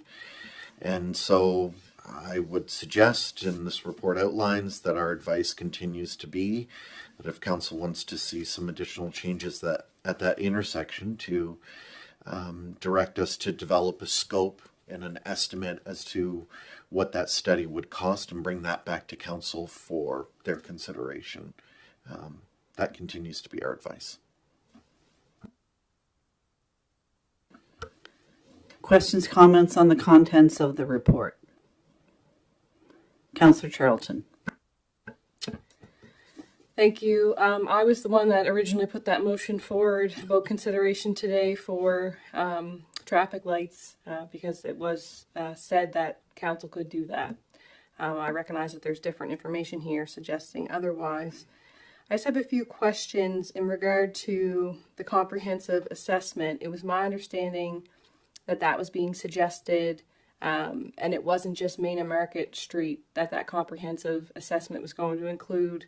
But the way that motion reads suggests that it is. So I would like a little clarification on that. I have two other questions. I don't know if you want to first answer that one. All right. So I guess with regards to the scope for comprehensive assessment, what we got in mind is to attempt to address any influence or impact on that intersection, that three-way stop as it sits right now.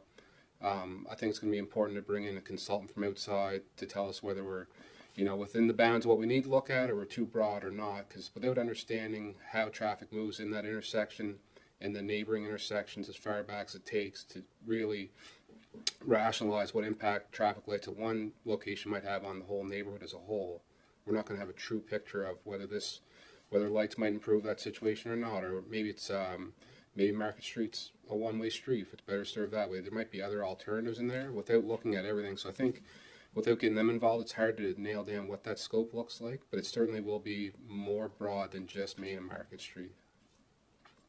Continue, Councillor Charlton.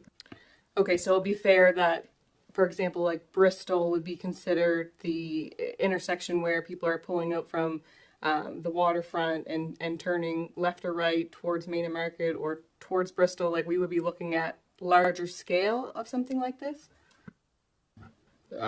So Bristol wouldn't start until you're on the north side of Town Bridge. On the south side of Town Bridge is all Market Street.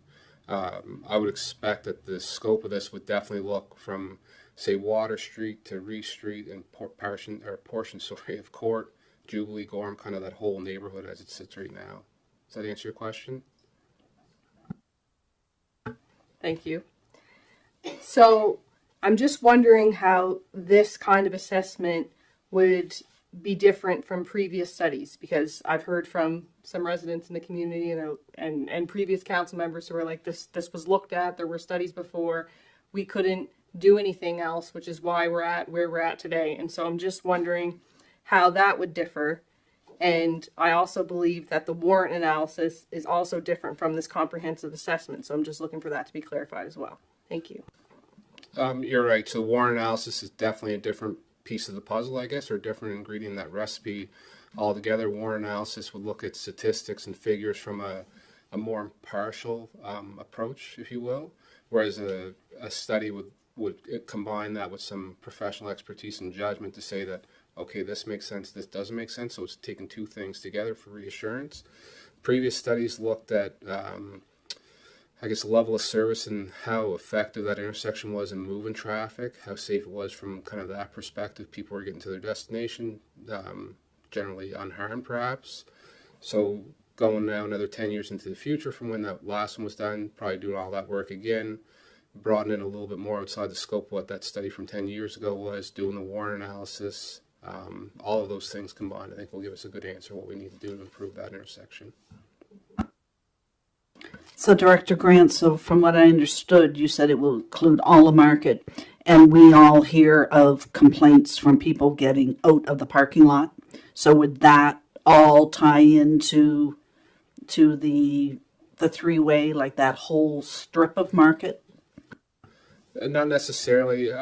So the influence that that intersection has at Market and Henry Hensey, the traffic that's trying to get off Henry Hensey, struggling which way they're moving, has an impact on the three-way stop. The focus of this study will look at how that impacts the three-way stop, how we can modify the three-way stop to enhance safety there, taking into account other issues down the road. It may refer to further study at those intersections that could be done at a later date perhaps, but won't provide recommendations or solutions for any intersection beyond what we're looking at here. CEO Joji? Yeah, so just to clarify, so the scope of the comprehensive study is to look at that intersection and then the impact changes at that intersection would have on the surrounding areas. So for example, we're talking the other day, if there's, for example, street lights there and you're coming down, crossing the bridge and you see a red light, you might turn down by the water instead of going through the intersection because you see a red. So it's about the three-way, but it's about the peripheral impact it will have. Councillor Brown? Yeah, I think putting streetlights in sometimes causes unintended consequences because you end up with large bunches of traffic moving at a time that, you know, if it backs up down Market Street at a busy time, then people are not going to get out. You know, I don't know if we have that much traffic now, but I know we did in years gone by at 4 o'clock, you know, rush hour, we used to call it, when Bowater let out or when the Power Corporation let out. You'd have large groups of people coming, and with a red light, that'll back it up a long ways. Same thing going the other way. So you'll have, instead of cars making gaps, you'll have long strings of traffic where everybody's going through the light at once. You also have people trying to run a red light that, you know, or run a yellow. They're not really looking, and if it creates other problems. So I think we need a study that looks at the whole issue, not just, you know, what's it going to cost us to put lights up there. Yeah, let's try to keep focused on the contents of the report and then debate the second motion. Any other questions about the contents of the report? Councillor Romero? My only fear is that this study will not take in the future traffic that we will have in this area, like the traffic from the manor or the developments, or like Mount Pleasant, as far as that construction will take place. So I don't know if the study will focus on the upcoming traffic that we're going to have. And I mean, we have 2 buildings right in that area that is vacant now, which hopefully won't be in the future. And they may be 2 buildings that, you know, is going to increase a lot of traffic. So I'm just kind of concerned about that. Yeah, I guess with respect to growth in Liverpool, we're all aware that there's going to be a lot of growth. We're hoping for a lot of growth in the community. It certainly would be one of the factors in the equation when they're working everything out to identify growth patterns, traffic patterns, how they'll develop over the years, combining active transport with vehicle transport and all that to make sure we got a fulsome solution before we make any recommendations. Any other further questions respecting the report? Not, I'll call for a question on the report. All those in favor of the contents of the report? Opposed? One. And there is a recommendation that staff's recommending with this 8.1 agenda item. Someone would so make that motion. Councillor Charlton. I move that the Council of the Region of Queens direct staff to develop a scope for a comprehensive assessment of the Main and Market Street intersection and cost estimates of such a study. And it's seconded by Councillor Gidney. Discussion on the motion respecting how to move forward on that intersection. Any other further comments? Councillor Charlton. Thank you. I think that this matter is by no means settled, and I think that this is going to be something that the new council is going to inherit. There are lots of people in our community who do not feel safe at this intersection. Reading the room, I don't really think there's another alternative for a way forward except for to have this information come back to the next council and leave it in their hands for the future of Main and Market intersection rather. So recognizing that we have limitations and that there's not an appetite to really do anything else, I will support this. Thank you.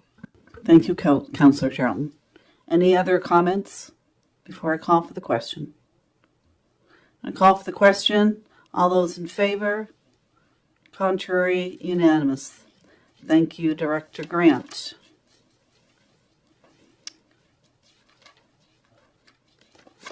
(8.2) Councillor Charlton brought this forward, respecting a conflict with the next council, potential conflict if council members wish to attend a meeting. There is a recommendation respecting this report that she has asked for. If someone would so make that recommendation. Councillor Brown.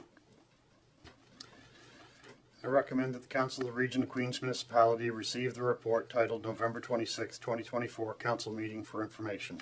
And the seconder is Councillor Charlton. So, CEO Jodry, just quickly, the concerns expressed by Councillor Charlton, and please. Yeah. Or Councillor Charlton can do that since she probably was aware of most of the report. So as most of you know, here at the council table, I am also a member of the NSFM. I'm a board member of the South Shore Rep, one of. And so their fall conferences are typically held in early November with the exception of election years. So the fall conference this year is at the end of November. And it creates a conflict with the evening council meeting on November 26th. This is a 3-day conference that starts first thing Wednesday morning, and people travel in the day before for meet and greets and potential board meetings of new members and such. So I felt like it was important to bring this up because as someone who got to go to some of those conferences, you really learn a lot, and I think it's really critical for anyone who's running that secures a seat at the council level to be able to attend those without having to worry about potentially missing a meeting. I do recognize that there are other municipalities that have some hybrid options for meetings where some councillors can join in through Teams while council is meeting in a chamber, but I don't think we're quite equipped for that at this time. I think that is something I would just like to note should be addressed in the future, but for now, the easiest thing to do is to change the date of this so that way that's not an issue moving forward for the next council with the conference. Thank you. Good call. Any other questions respecting the report? I'll ask for a question. All those in favor of the report? And then Councillor Charlton, I bet you'd like to make that motion? I move that the Council of the Region of Queens Municipality consider at their November 12th, 2024 meeting a motion to change the regularly scheduled Tuesday, November 26th, 2024 meeting at 6 p.m. to Monday, November 25th, 2024 meeting at 6 p.m. And the seconder is Councillor Brown. And this motion clearly leaves that decision for the council who will be influenced by it. Any other questions respecting the motion? Councillor Brown? Yeah, over the last 4 years, I've gone to a number of the NSFM conventions, and I think it's really important that councillors have a chance to go. We get to mingle with councillors from other areas with different levels of experience and different outlooks, and we can learn from them. And it's a good chance to pick up knowledge that we may not be able to pick up just in this room, because we often look in what do other municipalities do. Well, this gives you a chance to talk to people and see what other solutions are out there instead of just the ones that you can think of yourself. So I think these conventions are important to go, and I think having the following council have the chance to decide whether they think it's that important, it puts it out there for them to understand that there's an option for them. And what's important about this meeting is it's not just like a spring conference, it's their annual meeting. So they'll have the complete list they'll have the election for officers and such at this meeting, Councillor Charlton? It's all online this year, but it's still the opportunity to meet and the annual, yeah. Okay, any other questions? If not, I'll call for the question. All those in favor? Contrary? And the last item is, when I read this, I thought, wow, a penny sure does make a big difference in coming years. It's we call Miss Green Protective Services Coordinator, who deals very well with our fire department chiefs. I hear great things from them about her. So there is a report, if someone would so make that, Councillor Gidney. I move that the Council of Region of Queens Municipality receive the report titled Policy 82, Fire Department Capital Purchases and Operating Grants for information. And that is seconded by Councillor Romero. Ms. Green. So, as you know, Council approved an increase of 1 cent to the truck purchase at this year's budget. On September 17th, we presented a revised truck schedule to the chiefs in a meeting. And then on September 26th, consensus was reached to accept it. So I am coming before you today to have you approve the revisions to the policy. And it's quite substantial increases in what the Region of Queens will provide for capital truck purchases for fire departments. Now, mind you, there is a purchasing schedule which they do follow on who gets what new trucks. But pumper tankers, up until currently, if a fire department is purchasing a pumper tanker, we would have given them the maximum of $275,000. That 1 cent difference, when you look at future financing, would now mean that they would get $625,000 toward the purchase of a new pumper tanker. An aerial ladder truck, which would have had a maximum of $275,000, is now $800,000. And a rescue utility vehicle, which at this point in time, the Region of Queens only provides $100,000, now will be given $300,000. As council, we've heard the fire chiefs. Some of us have attended the fire meetings. And if you think car vehicles have increased in pricing, try buying a piece of fire equipment. These amounts still will not match what they actually will pay, but it is a huge, huge increase and great assistance to the fire department. So it's great financing on that 1 cent. Who would have thought? Questions to Ms. Green? Questions or comments to Ms. Green? Councillor Charlton? I'd just like to say thank you for collaborating well with our fire chiefs. I think that's really important, and I'm really glad to hear that that's going really well. So thank you. It's very much a group effort. So Just wanted to question whether the decision was unanimous amongst all the chiefs, or if there were any holdouts. yes, it was. And I'd also like to note that the scheduling did not change at all. The only changes were in the amounts. So this was the schedule of the truck purchases is the same as it was before. Any other questions? If not, I'll call for the question on the report. All those in favor of the contents of the report? Contrary, 1. And the recommendation, which will provide the direction in order to enforce this? Deputy Mayor Fancy? I so move that the Council of the Region of Queens Municipality consider at its special council meeting on October 15th, 2024, a motion to amend Policy 82, Fire Department Capital Purchases and Operating Grants to reflect the proposed funding. And the seconder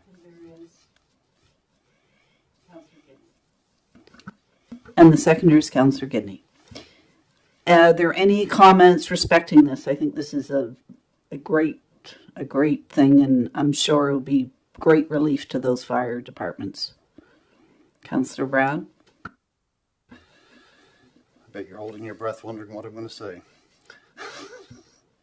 I know there's still a lot of animosity between some of the chiefs over the schedule, and I think some of them are not happy. I don't think that's ever been resolved. I think the funding is a great thing, but I think it's also going to make it less likely that there'll ever be any changes to the schedule because of the amount of money that we're we're giving them that they asked for. But I think it's going to, the schedule is probably going to be set, and if they're not happy, then they're going to be unhappy forever with it. But if they agreed to it, there's really not a lot we can do at this point. So. It is contained within the policy that we review it with the chiefs every 2 years. So they'll be able to give their feedback, and we'll collaborate to try to make sure everybody's happy. It's the most we can do. Councillor Gidney? Yes, thank you. I've been on the committee, Emergency Service Committee, for the last 4 years. We've had leaps and bounds, and I believe that this is the best the fire chiefs and the regions have got along during all this time. There's been a lot of issues that we've corrected. There's still issues there, but like everything, we don't have the money for everything, and they understand that. But overall, I think everyone is happy with the service that they're receiving and everything that's being done. And I think it's amazing, everything that has been accomplished. Thank you. Thank you, Councillor Gidney. Any other questions respecting the motion? If not, I will ask for the decision. All those in favor of approving the new amounts? Contrary? It was unanimous. And contained within was the policy that showed those new amounts. And I need a motion to move in camera. Moved by Councillor Gidney, seconded by Councillor Charlton. The time is 10:28. 11:28, I should say. 11:28.